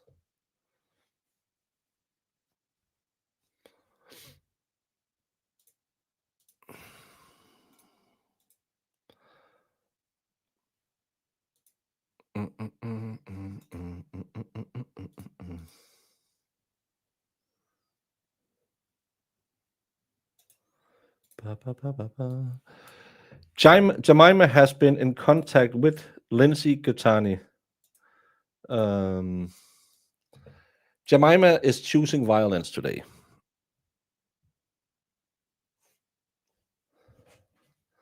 I don't really know what a wrench really means. Oh, I'm wrench. A wrench like the what Marissa has the fancy wrench, so she can do a lot of stuff. A normal wrench can just go in and remove comments, or if I want to put someone in timeout. Marissa and Jemima, they have the big ones. They can do a lot of damage with the wrenches. That's why you don't give wrenches to everyone. You kind of have to trust them, and because they have a fair no, they don't have a fair, they have the right to yell at me 24/7, and they use that right. I trust them with a wrench. I was given a tour on the University of Tennessee. So crazy compared to what we have in Denmark. So and they had like people out taking graduation pictures or whatever it's called, because they had just gotten their they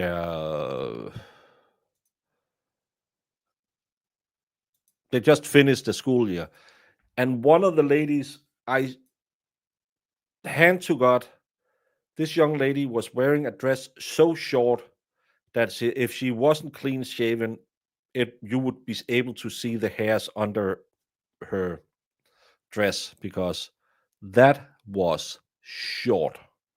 That was very, very, very short. So yeah, she that was something different. We don't normally do that when we are out at graduations. I'm just saying. Not that, hey, whatever works for you, but I don't know. It was just a little bit weird. Wouldn't it be funny if the real Karen Reed is in Antarctica saving the buffalo with Jamie, and she comes back and says, "What the hell's going on?" Yeah, that could be fun. Especially now, I just gave Karen Reed a wrench, and I can't find her again in the chat, so I can't remove that wrench. And I don't give wrenches out. Marissa is Jemima's. Where the hell did that one go? There it is. Remove as moderator. Now it's not the real person anymore. Let's see, just as a little bit of Jemima Baker. Lindsay is crying about not having someone to help her. She says, Baker has offered to help you with YouTube multiple times. Seems to me you don't want to be on a platform you can put behind a high paywall. I haven't received one private message from him for one. No, because I'm not sneaking into people's DMs like that. Do you know how much trouble that would get me in? But you think I'm going to accept help from someone calling me gross names? Seems to me you should take a seat. He's responded to several of your posts. I don't remember him calling you gross name. Twisted Tragedies and KP, yeah. But hey, keep making excuses for not posting it publicly. Just a tip, if you're going to put yourself out there on social media, learn that there will always be criticisms.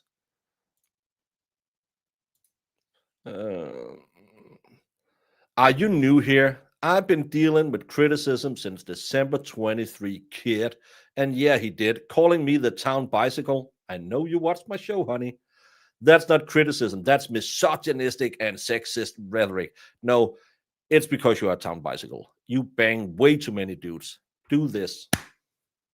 You're the one who asked why I'm not accepting help from him. Kid, oh, honey. Is that supposed to insult me? I did correct my statement, but it seems we posted it at the same time. I can tell you now he's not misogynistic, which is how that word is spelled. Damn, girl. And sexist. He called a man the same thing. I do.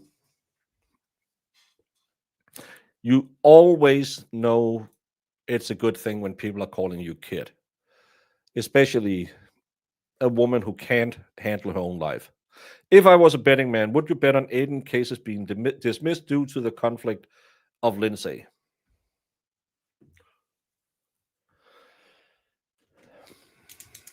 It depends on which betting pool I'm in. Am I in normal world betting or am I in Canton world betting? Because if I'm in normal world betting, I would say yes. They have run the clock out. They can't do anything anymore.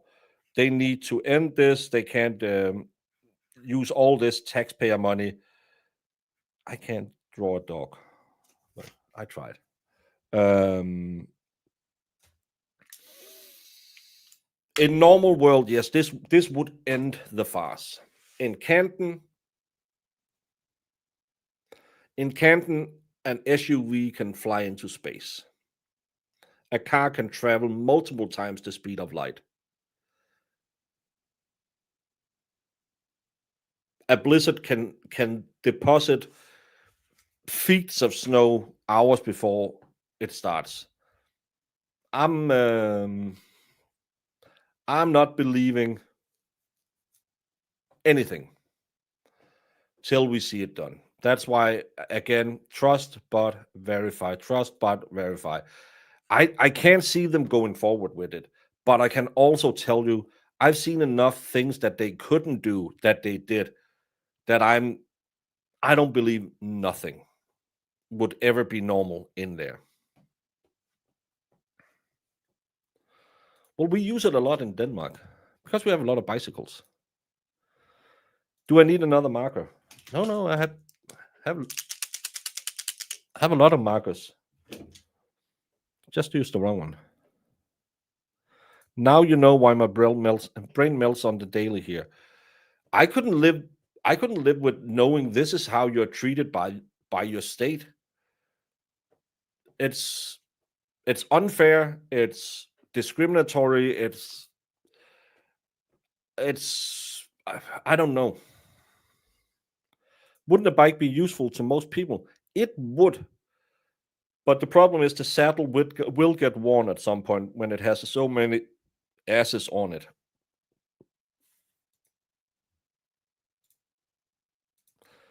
Well, I didn't like the red velvet cake, but my daughter did, so that'll be fine.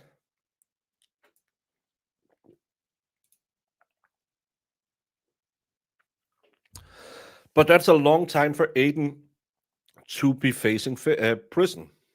At what point is this harassment? I know the state probably can do a lot of things, but they are just doing this to do it. There's no reason to keep doing it. I don't believe it. Lindsay is very desperate. She needs new friends. I have talked about it on my morning streams as well.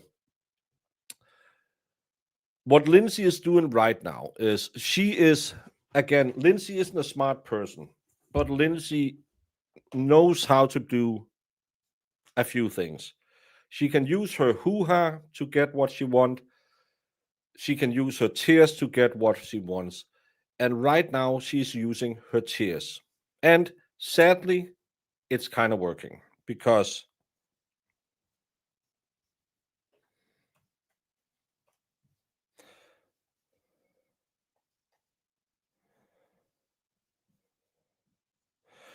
what Lindsay is doing right now is seeing, well, after Karen Reed, that case got dropped. Because of all the bullshit that happens on YouTube, people started attacking Aiden. So, I have always been against Aiden. But Krusty is also a really bad name out there. So, if I do this and say, well, I was actually kind of on Team Reed, but Krusty made me change my mind. But I'm back on Team Reed and I'm against Aiden as well. She has this entire playing field that she will then try to grift for money and fame. If you go and look at Lindsay's posts, and this is why I have kept my tone quite hard against her. I will still, and I'm going to say it again, Lindsay, I know you watch my show. Even though I call you a town bicycle, even though I say that you should stop doing drugs and keep trying to do better for your kids, even though I say you're dumb, I will still help you. We can have a chaperone be on the same show, the same stream. We're going to do it. So nothing in towards will be happen. Nothing will be recorded on my end. I'll still help you set up your YouTube channel, because doing a YouTube channel, if you just want the truth out there, that's way better than putting it behind a $20, $40 paywall, whatever you charges people to watch your drunken rants. And your payment to me will be, I'm going to grift the shit out of you after. You can grift the shit out of me too. Put on a fake beard and talk about wanting tit pics in your DMs. It'll sound just like me. and then come back the next day and say, still no tick pics. But I want you to get your truth out there because I can make money off of that. And I think it ruins Kate Peter, who I severely dislike and who I really want to destroy, because that woman is dangerous. She's dangerous. I truly believe there is no limit to where she will go in her hatred to Aiden.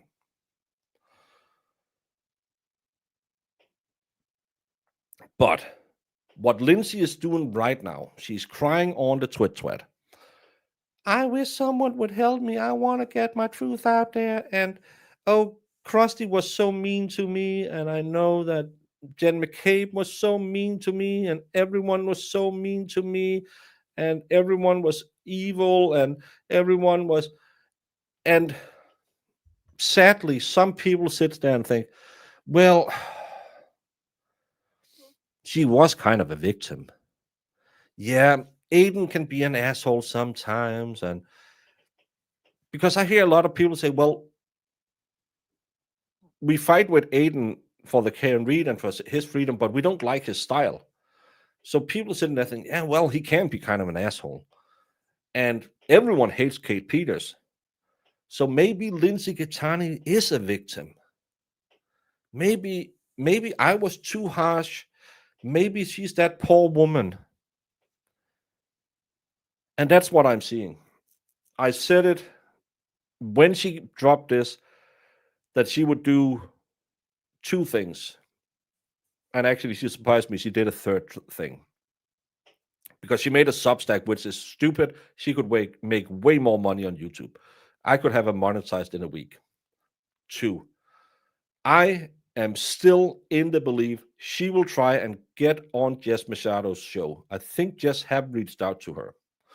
If she goes on that show, you will see a victim, an abuse victim like you have never seen an abuse victim before.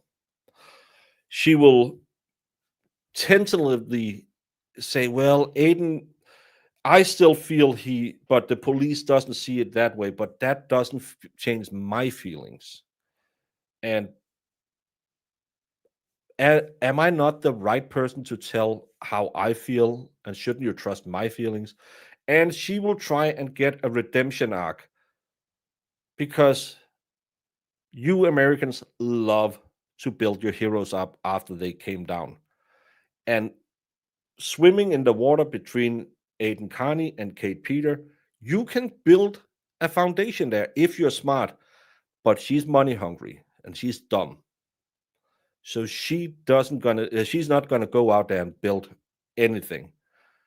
She should have taken me or Mike up on our offer. If she wanted the truth out there, let me build your YouTube channel. Let me show you how to make a thumbnail. I'll have a chaperone there, so I'm not going to sit there and just laugh at her. I'm going to do whatever it takes to help her, because I want the truth out there. I'm going to stream snipe it, and I'm going to laugh at it.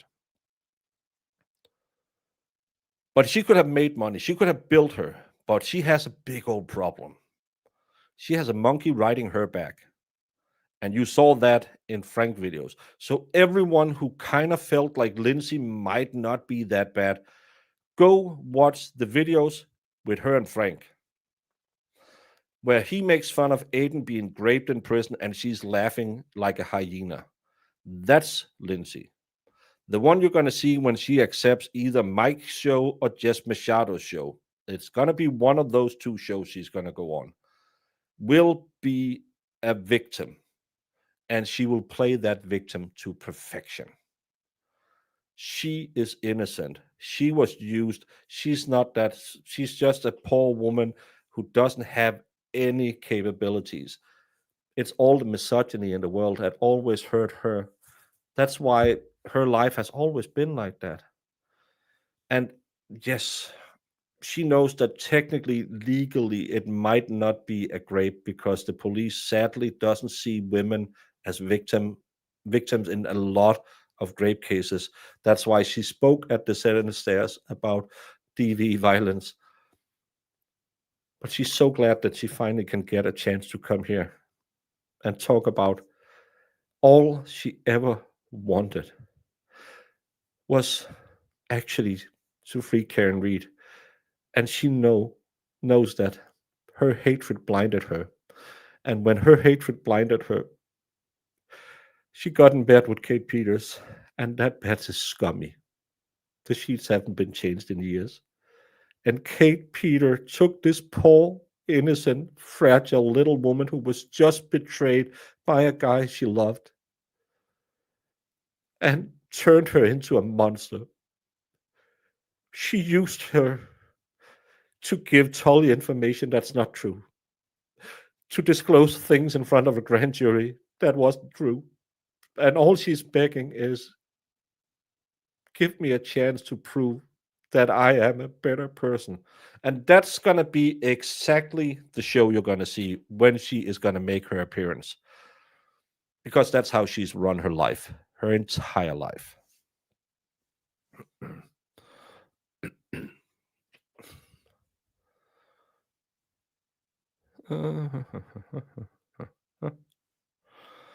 To Section 8 single moms with studio apartments. Yeah.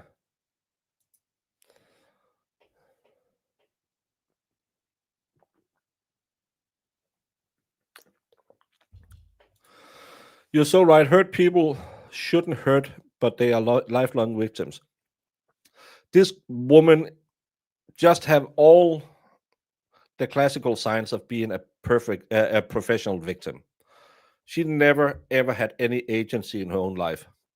Just go back and see when she sued her parents because her parents wanted to help her while she was in rehab.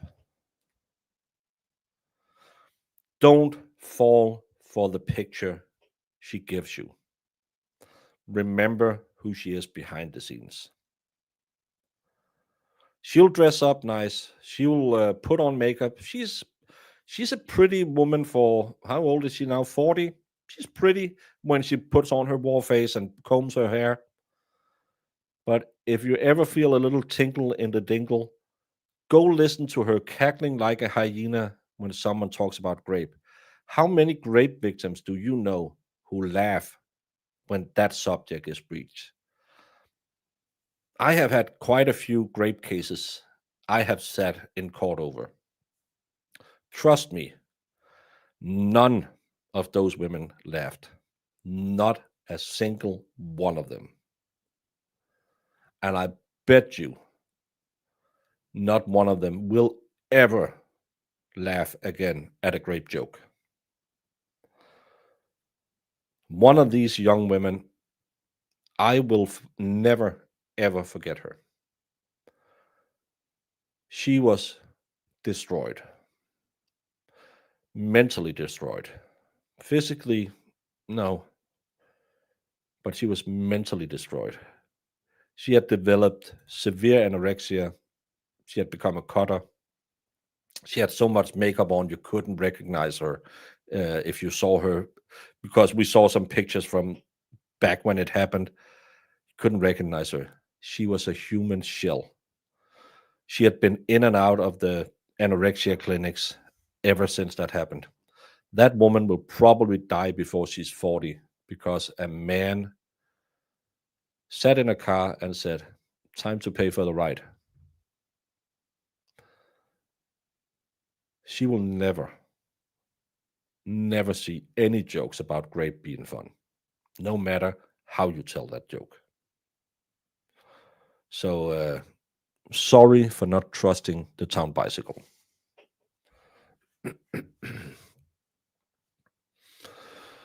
Karen could have been a victim, but chose to be a survivor. Love her gumption. Thank you, Karen, for being strong.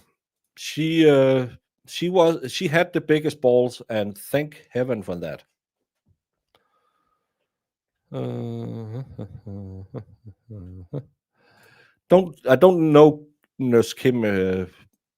I've seen her, but don't know her that well. She always streams either when I'm streaming or when I'm sleeping. People should stop doing that. And yeah, I like hanging out with the Clara. I think he is fun having a beer with. But everyone, yeah, that was sad, but that's the reality.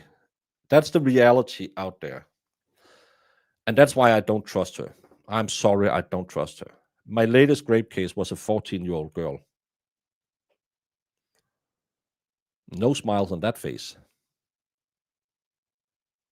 She'll probably never have a normal relationship in her life without massive counseling. That's why I don't understand people laughing at those jokes. I know I'll say a lot of stupid things and I'll make jokes about almost anything. But in almost 16 years, I have sat in courtrooms as a layman. That's our jury system. Looking into the eyes of people where some of them, yeah, if you get knocked in the face out drinking, I don't remember that. But when you sit and you have to look at a 14-year-old girl, you don't see her because she's in one of those special interrogation rooms, and you have to sit and watch that video. Or you have to sit and watch that video on the 7-year-old whose brother, who sadly was mentally disabled and didn't understand that what he watched in his movies wasn't something you do with your sister. You don't laugh those days. Those days, you're glad that you're helping getting people justice. If it's some idiot who stole a lot of stuff and taped himself and you can watch it and laugh at it, smile a little bit, you remember those cases. But that case where a guy drove into a truck and he was cut in half, not a day where you go out and celebrate after. So I just have a hard time about victims laughing at the deed they claim happened to them. I don't know. Lindsay, don't trust Baker. He said he helped them with my OnlyFans channel. If I just sent him the pics, then ghosted me. I said, if you can't do the things I want with a cactus, I can't help you, Zach. You just don't want to be helped.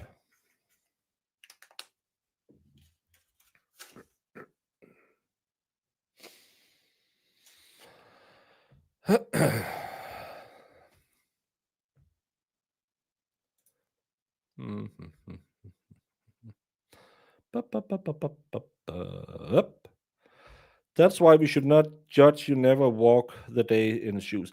Well, I'll judge a whole lot of people because I watch a lot of trials and I look how they act. I'll judge people on their behavior on Twitter. I'll judge people on their behavior on YouTube's. Hey, that's how you do it. Oh shit. Freedom Ring. Sorry, I forgot you had two super stickers. Oh, where the hell did those go? No. There's what the hell?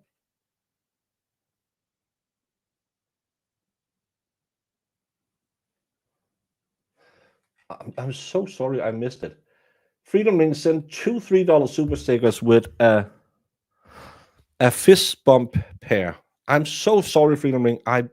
I sweated it out because we started talking about bad things, and I might have gotten a little emotional in my brain. Sorry so much, Freedom Ring.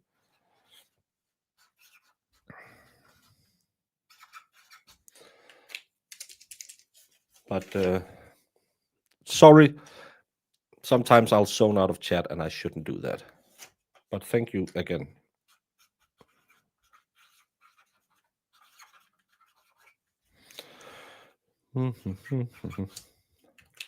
That's why I'm the worst YouTube streamer in the history. But thank you so very, very much.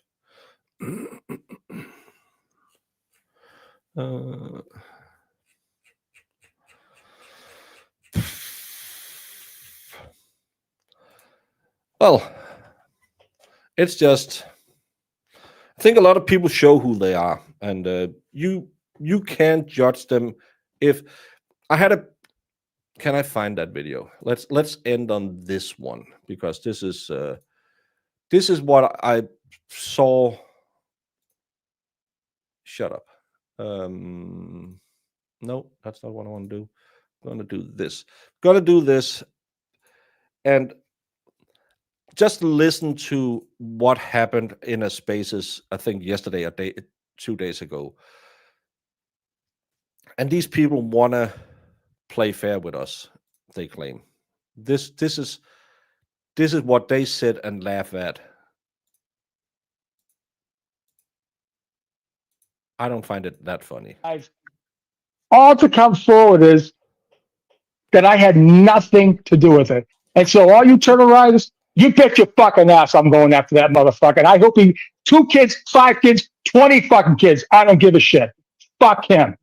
Right? He didn't do me any fucking favors. And guess what, Aiden? You want a truce? Blog this motherfucker. You're dead. You are fucking DOA as you fucking walk, buddy. You're DOA. And I've fucking had it with you, little fucking maggot. You're a little dwarf. Fuck you. That's right, JFK. I said it, motherfucker. I'll put you on a post too, bitch.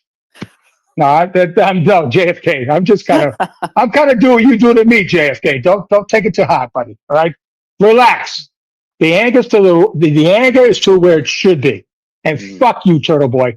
Fuck you. So, that's right, Chris. I love it. Get me going. Hey, listen. I'm about to do Crazy Sean too. I'm going to have no mercy. Fuck. I'm going to have. Guess what, Chris? I'm going to have a whole month of no mercy. I'm going to go fucking balls to the wall. Scorched earth, mate. Scorched earth.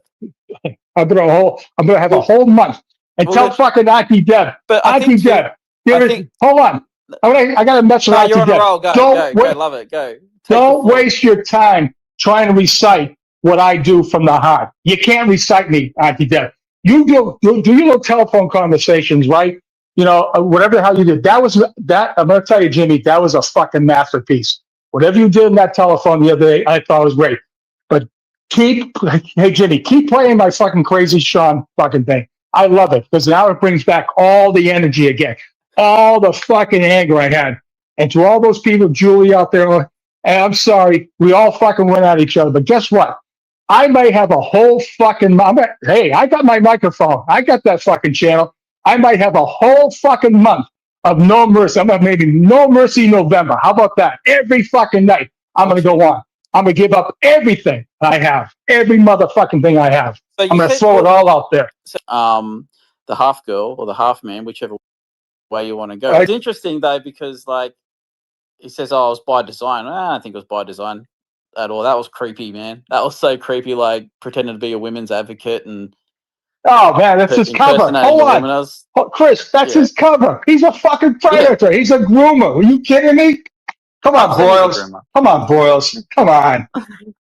Get fucking real. I'm just gonna open. These are the people that we should hang out with. That was Chris the Australian, Sean of the Gulf, who hangs out with Krusty Panties, Twisted. All of these people, just remember that whenever the drama comes out there, maybe go to these spaces and see who's in them. And remember all the outrage that there was when the cottage cheese had that rogue guy on who said that someone should hire a hitman. Sean of the Gulf just said, "You are effing dead, Turtle Boy. You're effing DOA." He's a law enforcement officer making threats in a spaces run by that Chris guy from Australia. And he's not kicked out. So are you condoning his threats against that? Then he goes on to call Jason Boyles a groomer. One of the hardest allegations just before PDF file that you can make against a man. Do you condone Sean of the Gulf making these allegations? These are the people that you hang with. These are the people that apparently supports Jimmy Ontibev. I have a hard time believing that. Supports the Young Jerks. I have a hard time believing that. Apparently is talking on the phone with JFK. I have a hard time believing that. But this guy is threatening Aiden's life. Someone came at me on Twitter. Do you really think that he's threatening him? Listen to the tape, motherfucker. He said, "You're dead." How should I interpret "you're dead"? He didn't say your career is dead. Your case is dead. Your future, it's gone. He said, "You're dead." He's apparently a former police officer who Run the World says, "New sub, you have great manners. Cheers, mate." Well, I'm an asshole sometimes.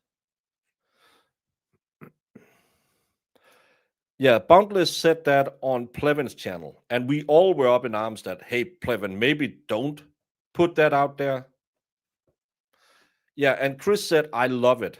Just the next time he's sitting and giving you all the deeds, because everything started with him. I didn't know any of all this shit until he popped on a Spaces, a guy no one knew 2 months ago. And all of a sudden, all hell broke loose. And now they're sitting with the peanut gallery from the anti side. Yeah, let's hang with those people. But trust me, I have all the deeds. I know all the things, and I'm just doing it because I want to help Karen Reed." Psh. Sure, Jen. No, neither does I. Don't threaten people. Don't threaten people. It's the same with people saying, "If you ever come to, I'll beat you up." No, you won't. You're a plastic tough guy. Shut up. There's a reason why you're sitting on the Twit or you're sitting on the YouTubes. It's because if you went out there with that attitude, someone would slap you on your face and you'd run home crying. The one who's yelling the loudest is always the one who has the least in the fisty fist department.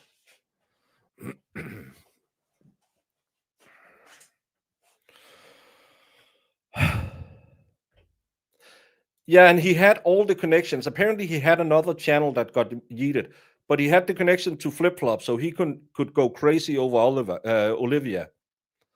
Isn't it wonderful when in 5 days, I have sat and watched how everyone just jumped at his other's throats. Everyone burned bridges faster than I've ever seen anything before. There's a few loyal people out there that I would still think, okay, I can trust whatever they say. But the amount of flip-flops, it's worse than going to the beach. That's all I'm saying.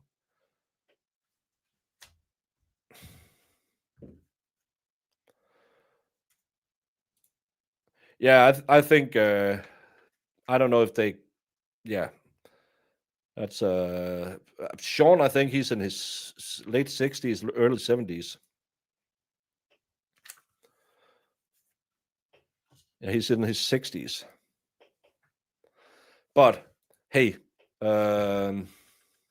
all I can say is we just read a wonderful motion by Mr. Bederow about what we're here for. Getting Aiden off the hook. That man is facing 105 years in prison. Do you know what doesn't matter? The price of the Glarus shoes, or if Olivia doesn't want to add you on Instagram. All of that is bullshit. It's put out there to take your mind away from 105 years in prison.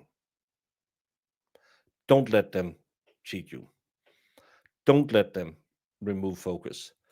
And to all of the creators out there, hey, we all do it. Let's surf the drama sea. Just remember, it's better to grow together than grow apart. And again, some beef you can have. Maybe don't turn your channel into a beef channel, because there's only one way from that, and that's not coming back. And especially when you're calling out people, stick by it, especially if they talk to your face instead of jumping off. This has been your Saturday entertainment by the Baker. Do all the YouTube things. Go out, find a tree to hug, and kick a stone. What exhibit are you referring to? I'm going to make this 100, Your Honor. All right, 100. 100. Because it is 100% 100%. correct. Checking your other. So you literally built a cannon? Yeah, it's pretty awesome.